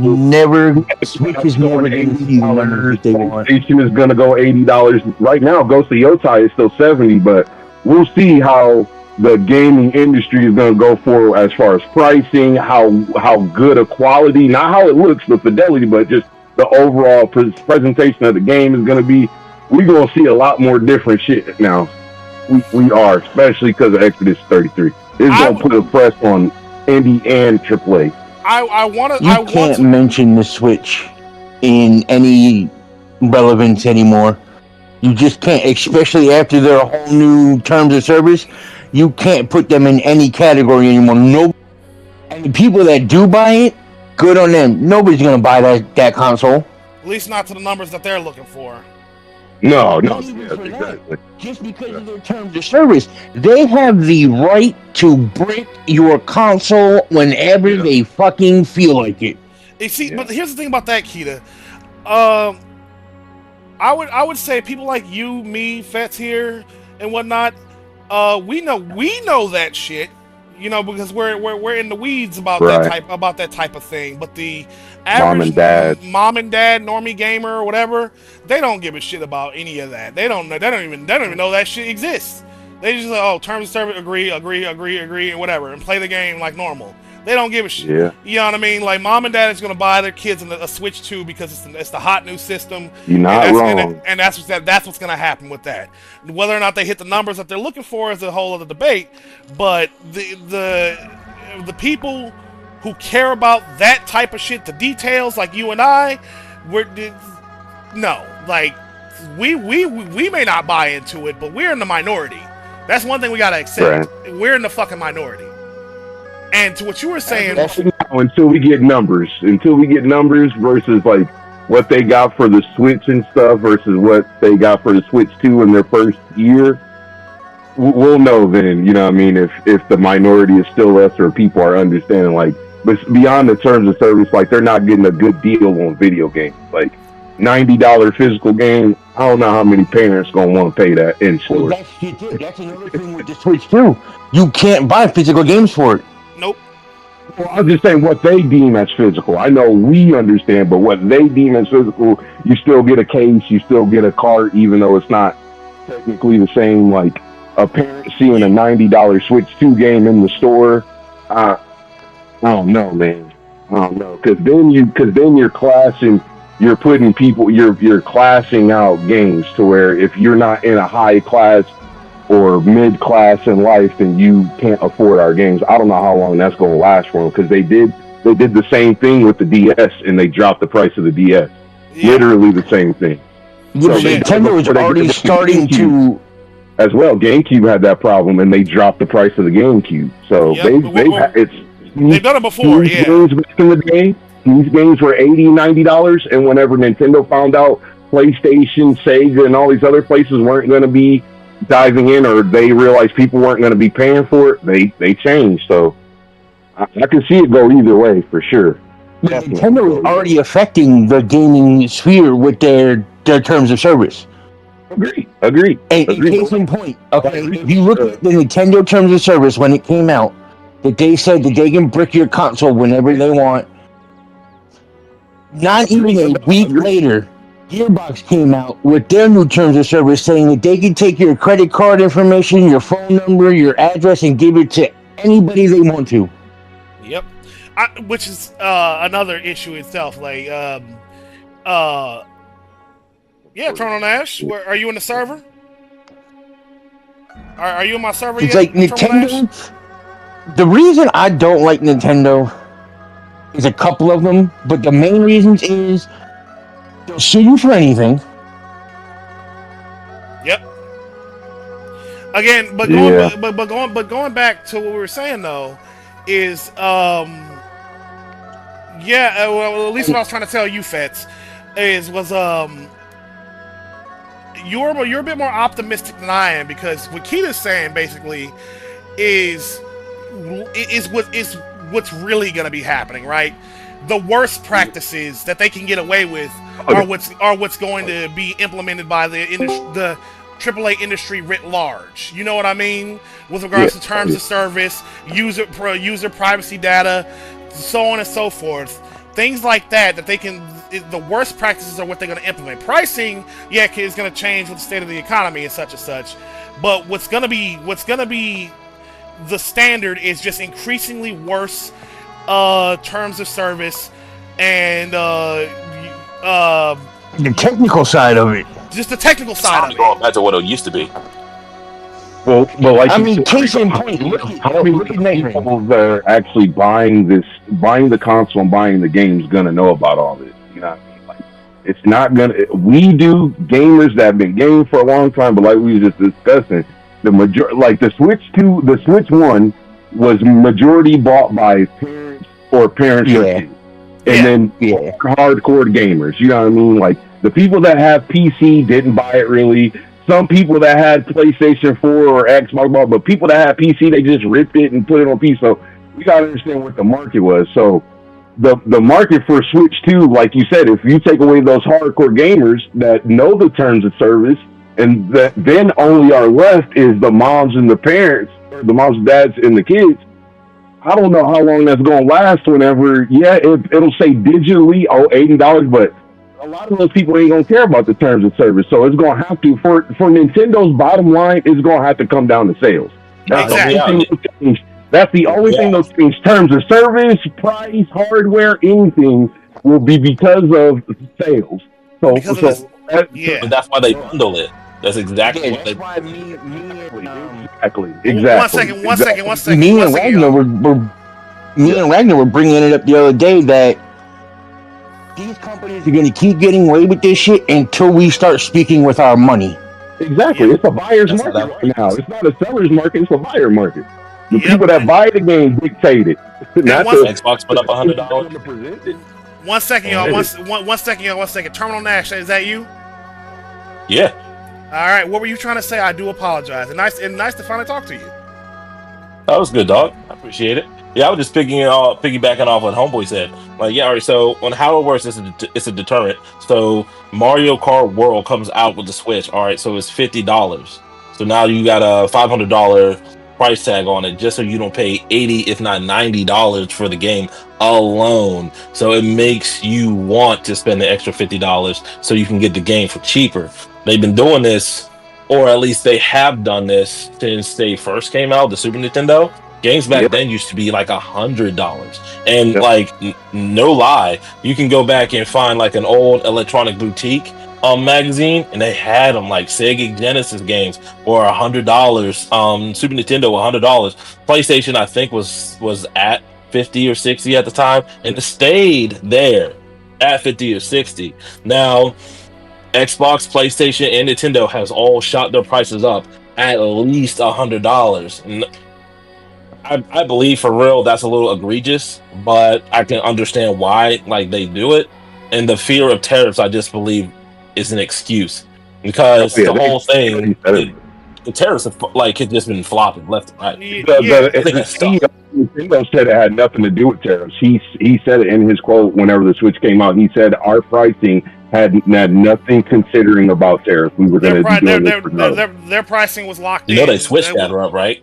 Yeah, they were doing that regardless. And that was the North American president of Nintendo that said that. He clearly stated it had nothing to do with anything that's going to be happening. They want to do this because Nintendo. Prime example, guys, and y'all gonna get. I got to rage out real quick. Just forgive me.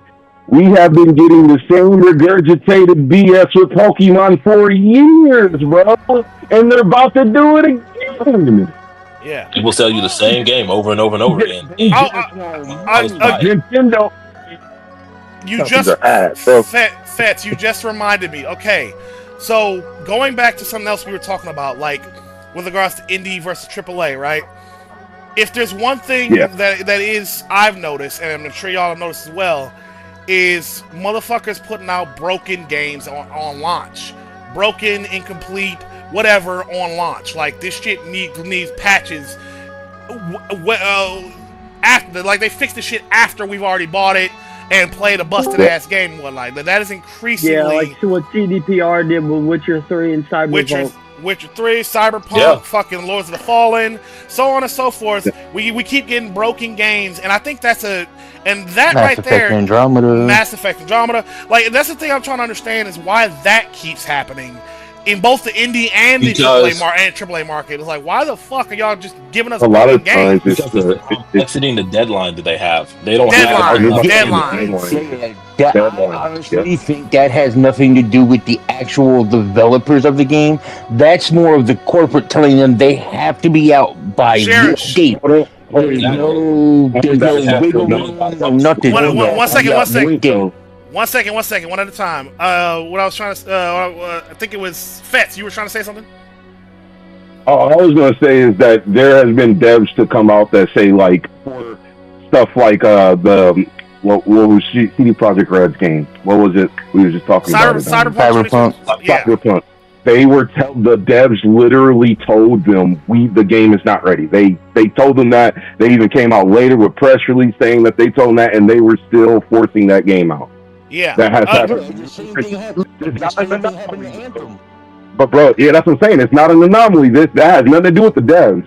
Now there are some effed up devs, but the people that want the game out there because they want that money now, that's why we get this half-ass shit. Bro, my bad, Rico. But good morning, y'all. By the way, my fault. But bro, y'all, look what happened. look what happened with The Last of Us, bro. The Last of Us 2. Remember Mm-hmm. before that game came out, bro, how much Yep. traction, how much popularity it was, and then all it took was that big ass leak, and then it was Naughty Dog went down the tubes, bro. When have y'all ever known Naughty Dog out of all the games they made from Crash Bandicoot? I don't know what else they made. I know about Crash Last of Bandicoot. Us. The Last of Us. The Last of Us. How about their Uncharted. biggest title? Uncharted. Uncharted, their biggest title. But when Uncharted came, bro, y'all never no leak, no nothing. Soon as The Last of Us 2 comes out, they get a big ass leak, and it's just utter chaos to the point that when the game got released, the developers, just like Fett said, "Oh, push it out." But then y'all push it out. Nobody bought it because they already knew what was gonna happen, and the people who did purchase it was motherfuckers who never played The Last of Us. So they like, oh, okay, it's a brand new game that I've never played. But individuals like all of us, we already knew what the fuck was going on. We already knew what they was doing. Yeah. You think the leaks are planned? No, never. I don't think so. I think that it is usually either like it is just speculation. Either a disgruntled employee, who with too loose of lips, violating their NDAs and shit like that, or whatever the case may be. That's usually like the leaks are never planned. It's always some motherfucker who couldn't keep their fucking mouth shut and release some shit that they shouldn't. I give y'all another one. I didn't mean to cut you off. Look at the Dragon Age Veilguard game, bro. Look at that insanity. Yeah. No. Look, I'm gonna be honest with you. Even with all the hate that's being surrounded around that game, it is still a good game. It's a good game. No, it's an amazing game. It's just all the insanity that hate. You know what I'm saying? Yeah. Oh yeah. No, that's what I'm saying. It seems like if you look. Go ahead, Keita. If you look at GTA 6, they're estimating that's going to be $120 game for base regular game, no DLC, no nothing. I'm not buying that. People are up in arms about that. They've already said they will not buy the game. I'm not. Why would I pay $120 for a game that I know in the next 10 to 11, 12 months is gonna go like what? I know y'all probably don't play. I know y'all probably don't play. My bad. Go ahead. No. I was just gonna say, let's. You brought up a good point, and that's the whole of Luca about like leaks and shit like that, like controversy surrounding games and whatnot, and but that I would say that's a separate topic from what we were talking about. But I will we will cover that though. I would love to talk about that more. What I wanted to say was that what Manny just said. He said he used to do QA for game developers, and majority of the time the due dates get moved up and rushed. Like so that's more confirmation that a lot of the issues that we're having with our game with these games, both indie and AAA, is that this shit is rushed. It's corporate.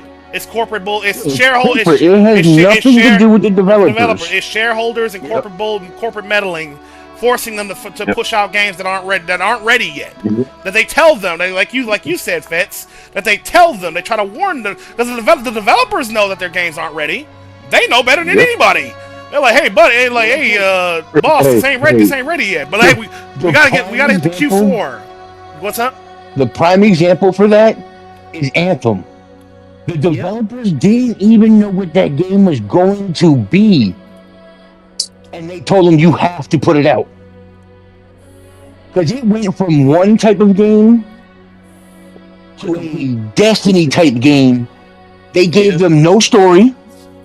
They gave them no ideas on how it was supposed to go. And they said, okay, you have to put this game out right now. Shit, Keita, I give you another one, bro. You remember Godfall? Same thing. One of my favorite games. The PlayStation release game, PS5 game. That is one of my, and even after all of it, it's still one of my favorite games. Yeah, and that went down the tubes. Even after that game I think the studio closed after that game came out. It did. Yeah. it's like it's not developers, because developers will tell you, like the whole Anthem thing, developers were telling their fans, their people, they were going out on TikTok, they were saying it, they said it at E3, the game is not ready. You know, the craziest thing is though is they force these developers to push the game out, and then whenever the game comes out, it doesn't do well. They make the developers deal with the backlash of the fans or the sales.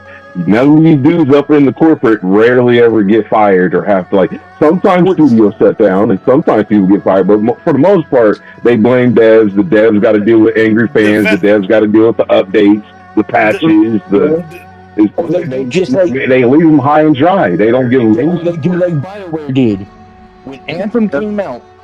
They were supposed to be an Anthem 2.0, which was supposed to literally finish the game. It was supposed to make the game complete. The game right now is still incomplete.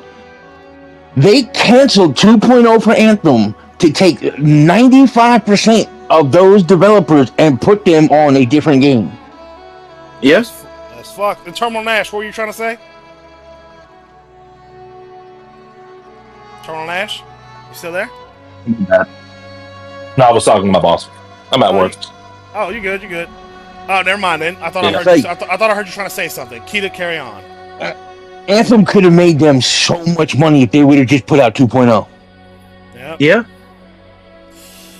Oh, you know, I will say one thing. It is very much appreciated.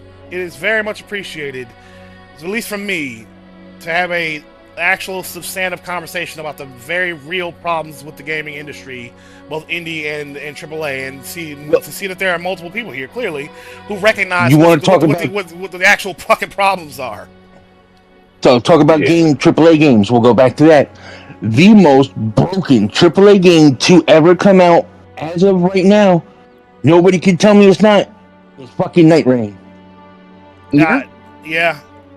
Wait, so From Software is considered... I think we talked about this before. From Software is AAA now, right? From Software was AAA after Demon Souls came out. That became a AAA company after Demon Souls. Trelana, good to see you. Okay, so they've been AAA since then. Just because of how much money they made just off of Demon Souls alone, they became a AAA company. Right. Not to mention Dark Souls, Dark Souls 2, Dark Souls 3, Bloodborne... the original Elden Ring. And see, Keita, bro, all these YouTubers that's playing Night Rain right now, bro, these big streamers, 9 times out of 10, bro, they playing Night Rain because they trying to boost their channel up, bro. It's not even that they're trying to boost up their channels. It's because they're being paid to play the game. Yeah. Well, I mean, they're incentivized. I wouldn't say that they're necessarily being paid by, like the developers themselves of Sony or some shit. Which, to be clear, there are some. Well, no, because a lot of them are sponsored by FromSoft. Yeah, some of them are sponsored, like some for sure. But I would argue most of them aren't sponsored, and it's more in line with Luca saying is that they're glazing the game and playing it because it's just pure self-interest rather than critically acknowledge that the game it's not even close to as good as they're making it out to be. You know what I mean? And it's not that the game itself is bad. It's the mechanics in the game that are bad. Yeah. Like, okay, so you're gonna give me an Elden Ring game that's basically a Souls game because it's made by the same company, and Elden Ring was a Souls game. And then you're gonna tell me that I can only have 2 spells. You're gonna tell me I can't build my character how I want to. You're gonna tell me I can't communicate with people. Because it's a roguelike though, too, though, man. Yeah, that's my thing. Yeah, that's what I was saying. They should have just called it Night. They should have just called it Night Rain. Like, because it doesn't feel like Elden Ring at all. Hold on, real quick. Go ahead. My biggest problem is when people, I have like my brother, don't wish on the game what you want of it whenever they wanted to make a game that they wanted to make. That's the same thing with Expedition 33. They made a game they wanted to make, not what fans or other people wanted them to make. Now, I understand people don't like it. That's totally cool if you don't like it. I don't care about that either way. But my thing is, it's a roguelike. they're trying. It's supposed to just be fun, man. If you don't have fun with it, it's cool. Like I think it's cool. I think they could do better. I think that, and they already admitted to things that they need to do better, like add duos. They do an update, so they know they need to do right. But as far as that, I mean, it's got 300,000 peak players and over 200,000 people playing right now. So yeah. No. But I was gonna say, like, without numbers of people that are playing the game. I understand if y'all don't like it, but I don't. I think your personal bias is coming into play of how the game is actually playing out, man. So we're gonna look at it like this. Then we're gonna look at it from a numbers standpoint. Right now, there's 244,000 people playing. That's more people that than played Expedition 33. Okay. Yeah, so we're gonna look at it from a numbers standpoint. Go ahead. When Elden Ring Night Ring came out in its first 24 hours, how many copies did it sell? Hold on. 1 second. Just 1 second. No, Keita, go ahead. Just 1 second. 1 second. Keita, go ahead and make the point you're trying to make. They are so. If you look at Elden Ring Night Ring, in the first 24 hours of the game's release, how many copies did they sell? I'm not 2 million. They sold 2 million because it's out already. Is that bad? The alpha was already out. The first 24 hours of Elden Ring, not Night Ring, the original Elden Ring, how many copies sold? But it's not the same game, bro. It is not the same game. No, it's not. No, it's not. It was marketed as the same game. Is the problem? No, it was marketed as a roguelike, man. It said whenever they came out, they said it was a multiplayer roguelike game. I understand it's Elden Ring under, but that doesn't mean it's Elden Ring 2 by any means. They never came across it. I'm telling you, I've read press release. I read the actual stuff from the creator of them talking to other journalists and asking this question. Like, they never once said this was ever going to be Elden Ring 2. They never. I never remember in any of the shit that I've read or seen that they said it was a roguelike. The problem is, I'm not saying that they didn't. I didn't read everything. Well, I can send you saying that in the stuff that I've seen and read. You don't know, but if you don't know, that doesn't mean it's not true. That doesn't mean anything. I understand if you don't know, but no. I can give you proof that they said from the beginning, this is a roguelike, this is multiplayer. It is the under Elden Ring umbrella. It is not Elden Ring 2. They said all of this stuff, man. I understand if y'all didn't see it and if y'all don't like it, but that doesn't mean it changes the case of what it is, man. No, but hear me out. But hear me out. Like Fortnite, but I can say Fortnite ain't doing good. I don't really care for Fortnite, but Fortnite is still doing good for what it is. Yeah, no. Hear me out. Hear me out, Fest. Hear me out. So the point that myself and Keita are trying to make here with regards to Elden Ring Night Ring, having played the game, functionally, it doesn't do well what those genres is trying to be, right? This is completely unbiased. I want you to imagine you're me right now. I didn't read any of those press releases. I didn't watch any of those things. I was expecting. I knew I seen maybe like one thing telling me, hey, it's gonna be like a roguelike Fortnite type thing. I mean, I remember reading like one thing on that, and like, okay, well, so it's gonna be very different. I knew it was gonna be different, and then, like, I want you to imagine that I'm your average gamer, because I guarantee that's the how most people went about it, with like minimal to no prior knowledge as to what to expect. You go in and it's still not like everything is trying to be. Having played those types of games, it doesn't hold up to those types of games. I've played many a roguelike, and it's because on how the game plays. Yeah, because of how the game plays. Because of how it plays. It's Souls. Nobody has done a Souls like roguelike one. Plus, it's its own thing. It's $40. Like, it's the first I don't of its think kind. it was supposed to be. It's the first of its. It's a Souls-like roguelike, or basically, you know, those are out there. Those roguelike. Those are out there. But I mean like in the AAA sense, for definitely Soulsburn. For Souls games, this is their first. This like is their anything first. from FromSoft. This is their first. This is their attempt first at doing anything besides Armor Core and stuff they did on like PS2 and stuff. But like it's the same thing. Whenever Armored Core, check this out though. When Armored Core came out, people got mad because they were advertising, oh, the same creators as Elden Ring, and we come to find out it's nothing like Elden Ring, and people wanted to have the same discourse we're having now. People did the same thing with Armored Core. But Armored Core. If you're gonna get argument, Armored Core was around before Elden Ring. But Armored Core was around before Elden Ring. You can't put them in the same category. Armored Core was around before Elden Ring. One second. You're missing my point, man. That's what I'm saying. I'm telling you how people reacted. I'm telling you how people reacted and what was said at the time when the game came out. I didn't say what came out first. I'm telling you, when Elden Ring came out and then Armored Core came out right after it, they used as a part of the sales promotion same creators of Elden Ring, so that enticed people to play it more. But the game is nothing like Elden Ring, and that pissed people off still. Those people that got mad about that shouldn't have, just because of the simple fact if they played any other Armored Core before Elden Ring came out. Yeah, no. That's how I feel about this, man. Night Rain isn't going to be like Elden Ring. You got to go back to play Elden Ring if you want Elden Ring. No. One second. Give me 1 second. I want to say two things on that. One, you are right. People did react that way, Fetz. I do recall seeing that. I want to, again, in my case, I didn't know, like what Keita was saying, that Armored Core apparently has been a series for a very long time. I didn't know that. Armored Core 1, I believe. All the way back PS1, yeah. Yeah, no, my first introduction to Armored Core was Armored Core 6.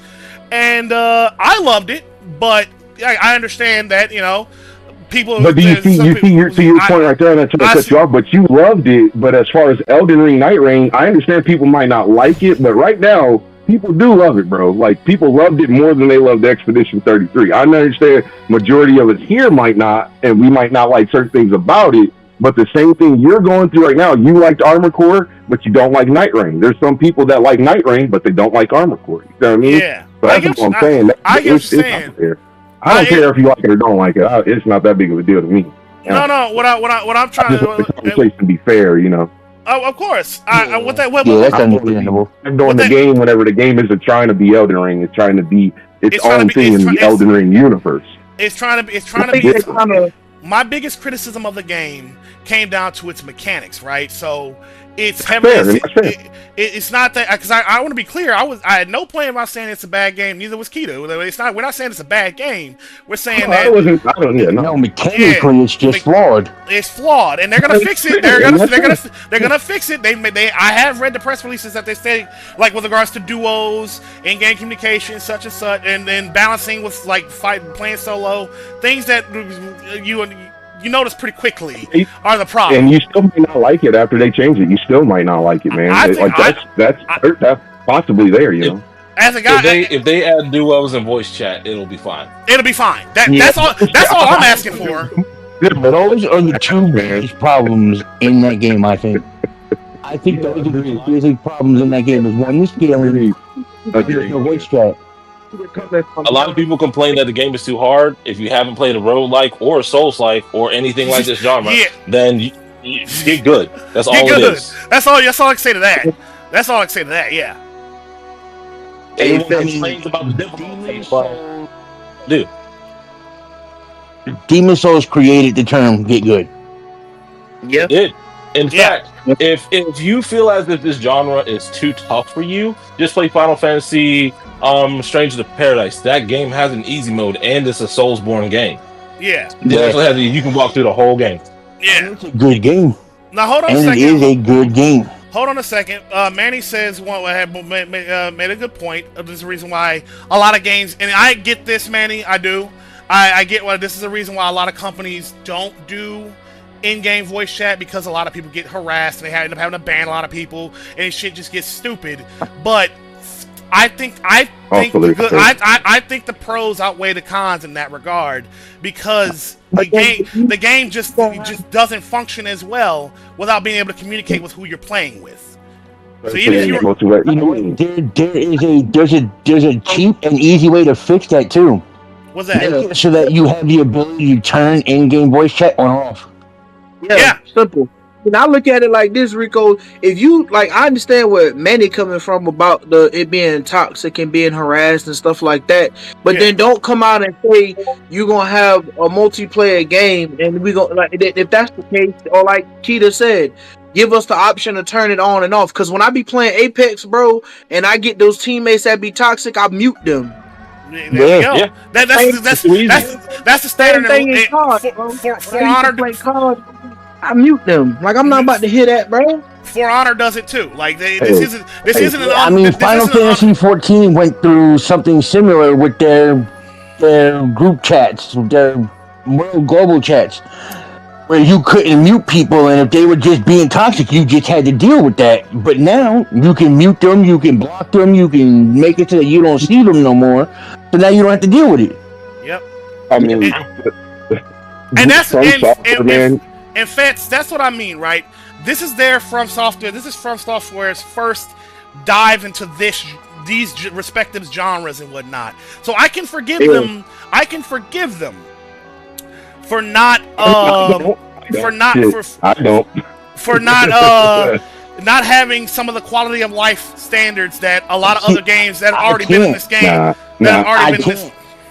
Hey, see, for one reason only. If you look at, I think it was Dark Souls 3. Yeah. There's an option in there to turn on and off voice chat. Oh, okay, good point. Yeah, no, yeah, there is in-game voice. Go ahead. Software is just ads.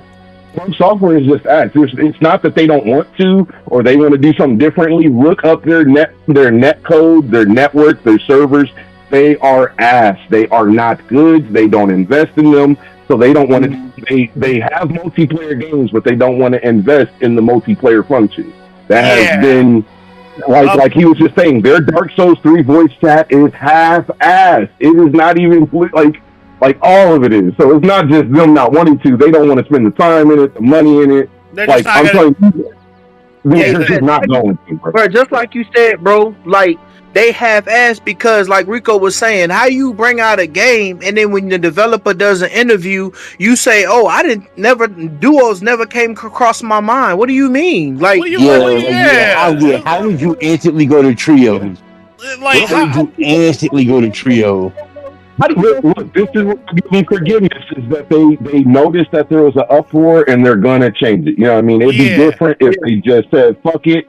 And you guys are going to just cry about it, and they got the wherewithal to put it in there. But it doesn't matter because you still don't got voice chat. Like nobody wants to do this stuff without voice chat, man. We got Discord and stuff. What pissed me off with them is why did it have to take for multiple? You know what I'm saying? Gaming for you to actually pay attention. Like I understand, agreed.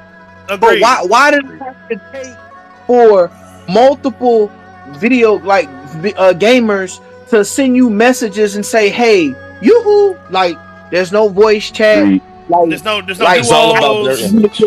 Yeah, there's no duos. Like I just think we all give them a break because they're new to this. That's why I think that's the biggest thing.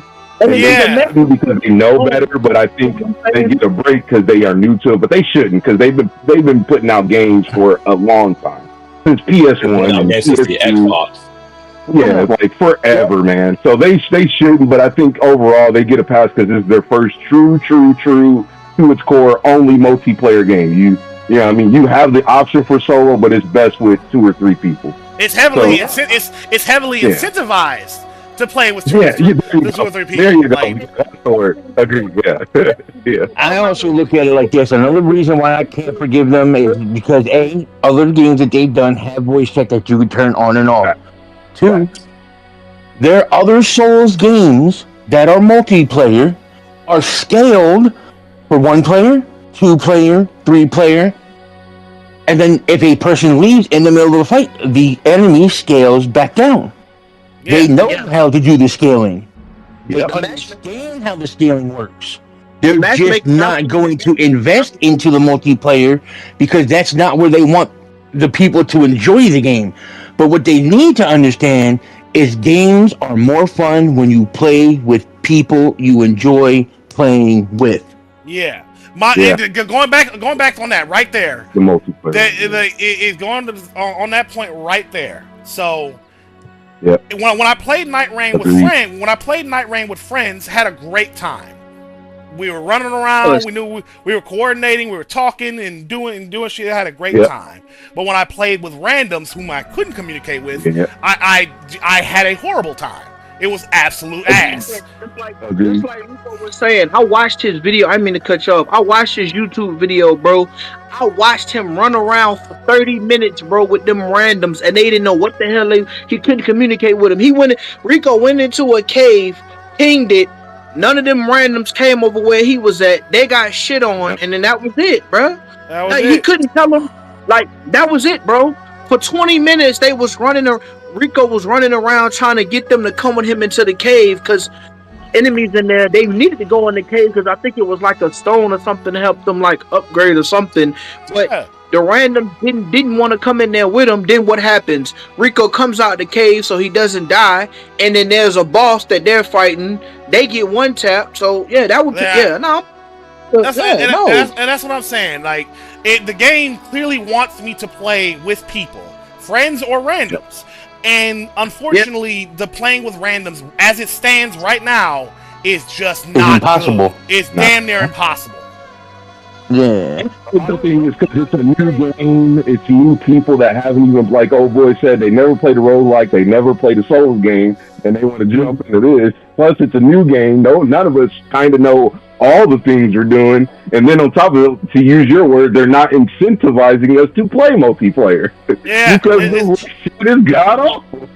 There is none. Sorry, there is no voice chat for it to even be god awful. You got to get on Discord. The game itself, the concept that they did is good. Execution. It's everything else. It's all the technical shit that comes behind it. The execution. It's just like you know all this already. Agreed. You've been doing this for years. You understand how this is supposed to go. You're just not putting the effort into it. But the rebuttal on what you were saying, bro, like y'all, like, come on, bro. Like, I seen a video, bro, where they supposedly asked the developer about another feature coming to the game. You more concerned about bringing a poison swamp than, you know what I'm saying, the in-game, the voice chat and what? I just want to be clear. Don't confuse Miyazaki with the people that made this game, because Miyazaki did not create this, and that's a big correct. Miyazaki that created all of this and knows all the ins and outs. He did not do any of this. This is another. He had no word on that ring at all. So he's the one that you guys are talking about. The multiplayer and the balances, that stuff where he excels in, and even the poison swamps, but none of that stuff had anything to do with him. That is because of this new team. So that's another thing that we got to keep in mind too, is that it was not Miyazaki. I don't want Miyazaki to be blemished because of other people getting bullied for this shit. Yeah. Hold on a second, y'all. One second, Manny. I'm gonna address my chat here. Manny point out what we were just saying. It's the B team, a new crew essentially. Yeah. That's why things are the way that they are. You know what I mean? He also pointed out that the player base gets filtered out big time should you defeat the first Night Lord. That's cool and all, but getting to that point is a fucking nightmare. I'm happy for you that you were able to. Manny, I fuck with you, bro. With that, we can't say that as Souls fans. We gotta hold the people that make the game to a higher standard. Like, I look at it like this. Yes, it's a new group that did the game. Yes, nobody can say that it's not. It is a new group that did the game, but they had the resources. They had the insight. Yep. All the other people that have worked on a Souls-like that know, right? But the mechanics need to go like this. The multiplayer needs to work like this. Voice chat needs to be like this. You had the resources. You just chose not to use them.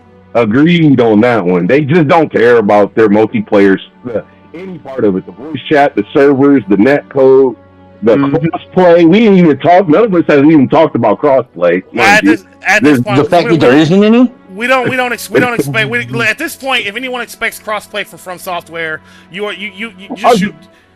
Just shoot yourself at that point. We should though. They're a AAA company now with the funds they got. We they should can expect afford that. it. I will say there might be some hope. They can definitely do it, man. I will say though that Sony also has something to say about the crossplay. Yeah. There might be And Sony does, and Sony is still on that. Sony is still on that they don't want it. Yeah. Okay, Depends on like the game, bro. You don't want crossplay, but if they remember, correct me if I'm wrong. If you think about it, in a lot of games, crossplay brings a lot of generation of players. It generates large flow of players. It generates a large population. That's why Helldivers 2 is so successful, because it was cross-platform. And if you think about it, y'all correct me if I'm wrong, most of the games out that's now today, all of them have crossplay. I don't think there is any that doesn't have crossplay. Not many. Okay, there's a few. I was gonna say I can name a few that don't have crossplay. Name a few of them, yeah. But the big ones that we really hard play, a lot of them do. But there's some out there that still don't got crossplay for sure. That should. That absolutely should happen. Marvel Rivals has crossplay, but not comp crossplay. So there's certain things in even certain games that the crossplay is limited. You know what I mean? So there's some games where it doesn't. It's not out there yet. Warframe, you can go ahead and carry on your characters. You just can't carry over your platinum. But once you tie everything to one account, then your platinum carries over to your main account. Yeah, which is what I did. And PS5. Yeah. But there's still no. Like, they should have just communicated. You know what I'm saying? Just like you said. No, you're right. Like, if you know you're gonna come out with a game that, whatever, communicate like, hey, listen, we've never done, like Heater was saying, we've never done it. Well, I mean, okay, we've done it, but we need help. This is a new generation. Shit is different from PS1 to PS5. You know what I'm saying? So ask, hey, listen, how should I do it this way? How should I do it that way? Is this feature gonna be good if I put it like this? Is it gonna be a lot of, you know what I'm saying? Don't just bring it out and then you wait for the gamers, or you get a lot of, like you said, a lot of traction to finally decide that you want to do something. That makes no sense. Because then, like you said, Cyberpunk came out.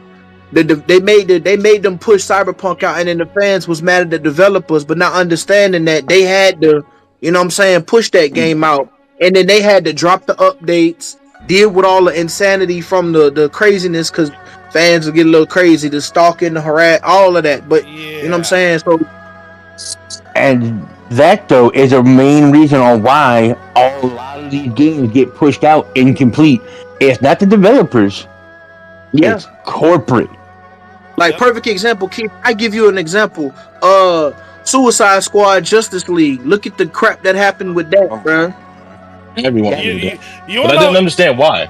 But okay, so on that note, actually, I hate that game. Go ahead, Keith. I hate how repetitive it is. You're literally doing the same mission. You go, defend this, capture him, defend this, capture him, defend this, capture him, defend this, capture him. That's all you're doing in that game.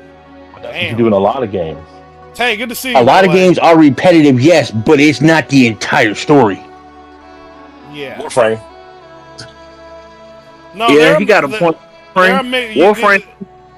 Okay, so there's more meat to Warframe, though. Hold on. Let's talk about repetition. Let's talk about repetition in games. So at this point, I like to think that like all games are repetitive to an extent, right? Like they all are. You are ultimately going to be doing the same thing over and over and over again. Just new coat of paint, different situation. You know what I mean? Full combos, whatever the case may be. That said, what keeps a game refreshing despite its repetition, that's what we're talking about with regards to it, right? So, like, Ghost of Tsushima behind it. Let me put it like this. Ghost of Tsushima. I love that game, but I was getting bored because like doing all the side stuff, because it just after a certain point, even though you can go about freeing encampments and whatnot in different ways, like stealthily or just in full frontally, ultimately you end up just doing the same thing, and I didn't really care about the why I was doing it. I just after a certain point, I just started just dueling everyone up front. I just didn't care anymore. I was like, whatever, just come and face me, type shit, and I just killed everybody. You know what I mean? So I think you have to make someone care about the why they're doing the same thing over and over again. You get what I'm saying? Yeah. Case in point, Warframe. Yes. Why am I? So Why am I repeating this action over and over and over again? Hey, Mark. There's a reason on why you repeat these actions over and over again.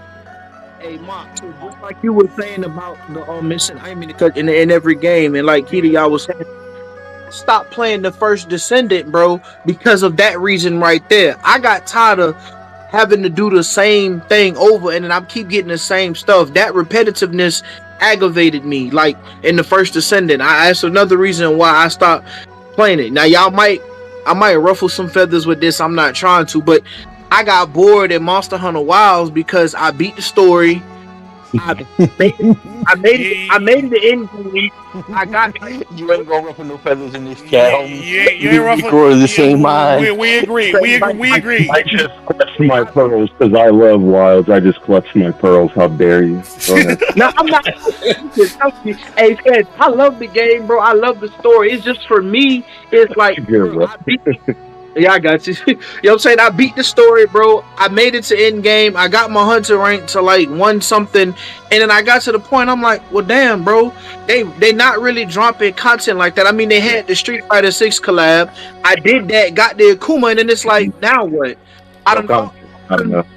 3 of the 8-star monsters that they had, and in my opinion, if you got the right build and you know how to build, you gonna shit on that monster. So it's like, yeah. And that, to me, that's not even the real issue with Wilds. Okay, the real issue is with Wilds is once you get to that end game, there's literally only 2 monsters to farm. 2. Arkveld and Zoshia.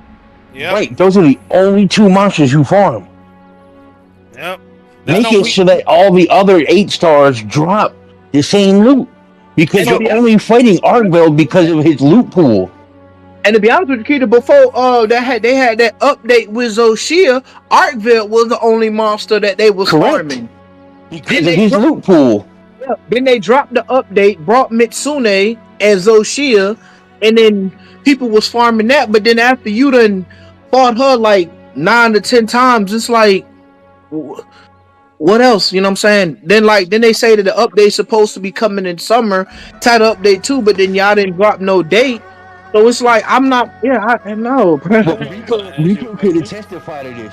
When I was playing Wilds and I went back, when they introduced Tempered Ray Dow, and I got the full armor set and the Palico armor set in 5 runs. 5 runs, I had the full armor set and the full Palico set. Yep. I would say he wasn't any harder than regular Arkveld. All you did was add an extra attack to his attacks. That was all you did. You added an extra lightning strike on his lightning strike attacks. That was it. Can I ask you this? So, is it the fact there's not enough content? Yes, it's the fact that there's not enough content, but you can't say that because it's still a relatively new game. Yeah. Oh, actually, on that note, you can't because a lot of people that I see are comparing it to World. You can't compare it to World. If you compare base game to base game, okay, but you're comparing World as it is now with Iceborne to Wilds, and you can't do that. Yeah, that's not even a fair comparison. You know how many updates and title updates and episode drops there are in World compared to what's in Wilds? Yeah, that's not even a fair comparison. Good point. But it's not fair. Rise too. They be comparing Wild to Rise, and it's like, you know, that's what everyone does. They do it to every Call of Duty. Every Call of Duty start compared to the new one. Comparison is the thief of joy, fellas.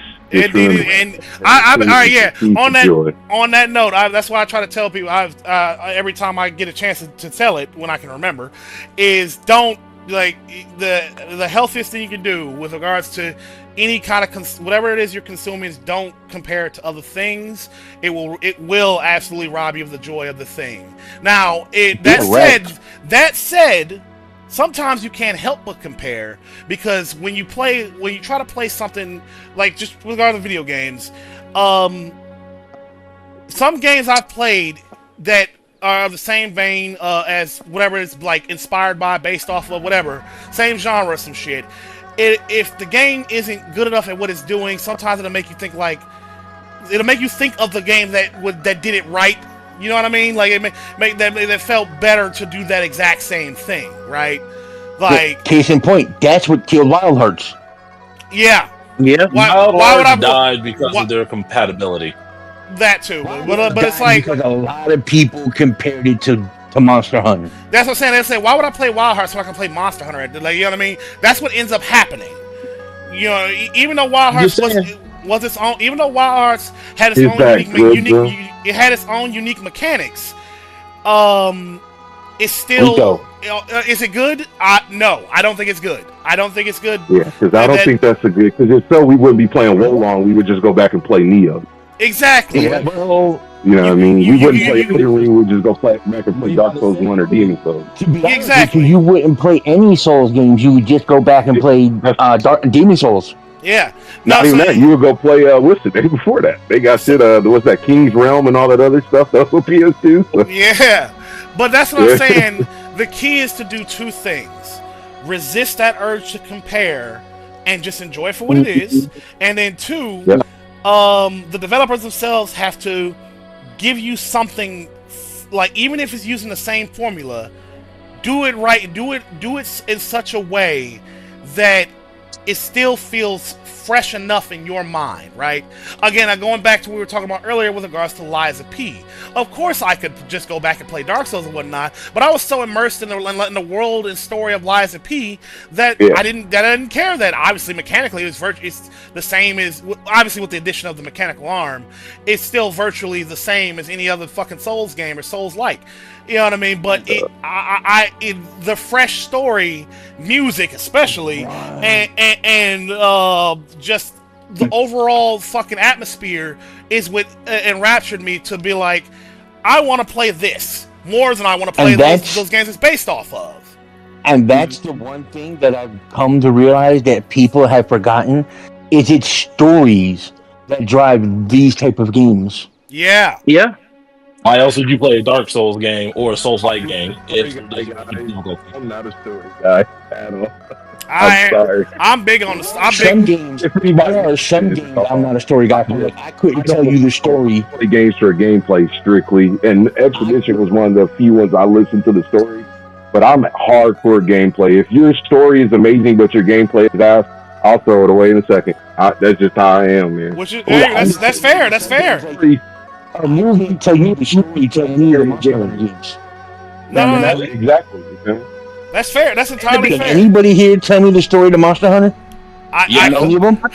I think Wild, like story with Wild that kind of like changed it a little bit was the fact that they made your character you created speak. Which is nice. I like that personally. Just saying, I do like that personally. But it's still, but the story is. Can you tell me the story?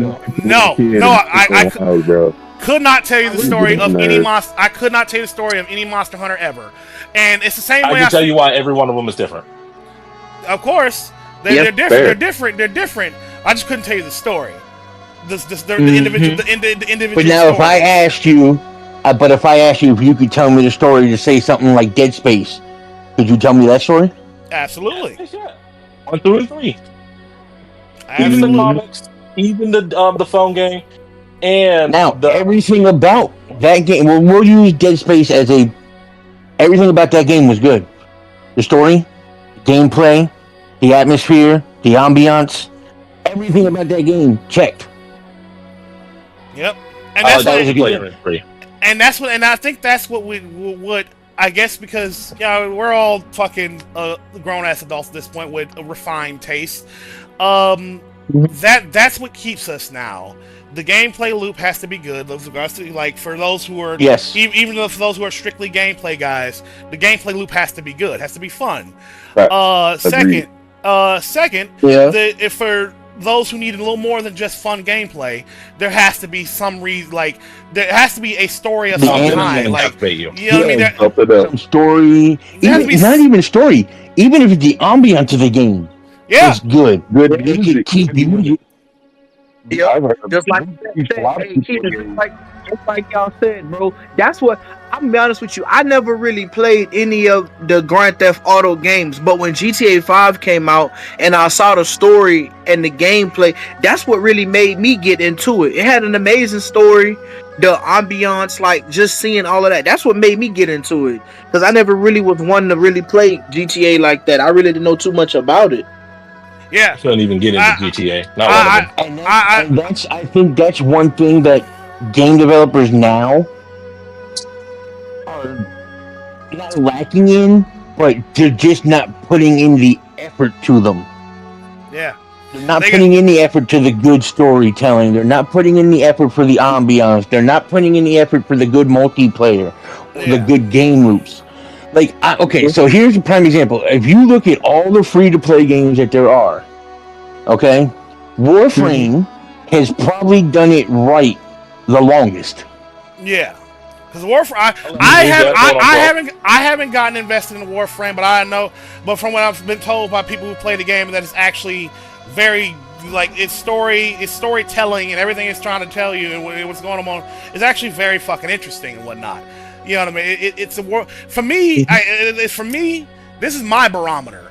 You gotta gameplay has to be fun, of course, but for more than anything, you have to give me a world worth giving a shit about. You got to. Well, characters. There's that, and you got that in Warframe. But what I'm more is any free-to-play game that you go and try and play now, except for Crystal of Atlan, which I've just started playing. Any free-to-play game is all micro. Micro. You mean pay to win? Look at Genshin. As one of the look at Genshin. You can't do shit in that game if you don't spend real money. And if you don't spend money, it takes you forever to do anything in that game. That's a whole. If you take it and you look at it from the Warframe perspective, everything that you can buy in their store, you can farm in game. You just have to be willing to put the time in to do it. Yeah. I might ruffle some feathers, but Black Desert is like that as well too. It is. No, Genshin Impact. Tells you Black Desert is not pay to win. Doesn't know video games. No, Genshin Impact actually I hate this topic because this is very personal for me, as I was unfortunately one of those mini whales who was just so sucked into the world of Genshin Impact that I spent an absorbent amount of money. I can tell you, and I personally think this shit should be illegal at this point, like how egregious it is. The game grinds to a fucking halt if you don't spend money. That's terrible. And that's terrible. When I finally realized what was happening, what's up? You liked Genshin, right? Yeah, loved it. Okay. Play Crystal of Atlan. It's the same style of gameplay. No microtransactions. Oh, that's good to hear. Cause I've been playing that and Kazan lately. Hey Rico, I ain't gonna lie. Like, I was one of them ones, bro. I got sucked into the microtransactions, but mine was on 2K, bro. Like, bro, I spent so much money on NBA 2K25, bro. That my head is fucking spinning, bro. Battlefield. I'm embarrassed. Star Wars, Battlefront, Battlefield, whatever. Where you couldn't do shit if you didn't you were literally story locked if you didn't spend money. Man, I know 2K was story. Oh yeah, Brossi, bro. I feel for you, bro. I played 2K for years, and I literally stopped because of what you just said. The last three, I've either game shared or didn't play at all because of what you're saying, and they don't give a damn about the gameplay. Bro, at all. Like, bro, Fetch, bro. I went and looked at my banking statements, bro. 1 year, bro, and oh no, oh god, over $1,000, bro. Oh no, not you. I don't even, bro. Luca, brother. Luca, yes, my man. Luca, my man. I don't even want to know what I spent on Genshin Impact. It is to this day my most played video game on PlayStation, at least. I don't want to know. I don't want to know. Just like you said, bro, they don't care, bro. But they put it out there because they know people are gonna buy it. They know people are gonna spend the money so they can keep up with, you know, what I'm saying? And it's sad, bro. And what's sad is 2K is the one that started it. Now, Yeah. if you look at it, Madden's starting to do it. Yeah. FIFA's starting to do it. Well, FIFA's been doing it, but they're getting more into it now. And those are the reasons why I stopped playing sports games. Yeah, bro, PGA doing it now too. The golf, PGA. Yeah, I think the only one that's not doing it like that is NHL. Yeah. So sports games now is we all know about buying the VC to pump your stats, but then the other part is go to YouTube, find said build, and then just spam square. Yep. Yep. Is that gaming anymore, guys? Like, it's a general question because I ask myself it all the time. Are we even gaming anymore? Like, I don't even care if the game is good, the game is bad, you like it, you dislike it. I don't care about. But are we gaming? It is. Yeah. Well, see now. Okay, now you look at it like that. Now where are we going? I completely agree with you that at that point you're not gaming anymore. At that point, it's not a game anymore. I just feel like the fun of gaming maybe is gone. Maybe that's what I mean. The fun, the learning thing. On it, bro. I think, man. People make a build that I seen on YouTube. It's spin, but bro, that build that you making on YouTube, you don't know how to play it. You add at it. Listen. Bro, sorry to cut you off, but there are so many times I have embarrassed 90 and 99 is on there as a 70 to 75 overall player. I have ruined my life physically because of sports and basketball and wrestling in particular. I actually know how to play the sport. I don't need to pump money in it. What's up, Rico? What's up, Tay? You know what I mean? So, but that's another thing that it comes down to, and I think that the media. Not media, but well, yeah, I guess media is part of some of the problem in games because, as like you said, you can literally just go online, look up a YouTube video, make this build, press square. But if you don't sit there and take the time to understand why you're pressing square or why you're putting shit here, why you're putting shit there, why you're not putting shit here, you don't understand the game. So no matter how much money you pump into the game, if you come up against a somewhat decent player in a sports game, they are going to beat you every time because they understand the game. Yeah. One would be a skill issue. Oh, Fetz, you gotta go? Yeah, at that point, it is a skill issue. The only games that I see that are not like that being a whale is a good thing for players, is like, we'll say, what was it? Diablo Immortals. Being a whale in that game was a good thing because being a whale meant that you had top stats. You had everything done. You had the highest gear you can get. You had everything. And in those type of games, it's literally just push buttons to win. Yeah. Hey, Mark, just like you said, bro, with the skill thing, if we want to talk about, look at COD, bro. How many games you get in, bro, where you know people, bro, you don't know what you're doing, bro. You, like, why are you... Fallouts. Yes, bro, like, why are you in this lobby, bro? How did you get in here? Like, what?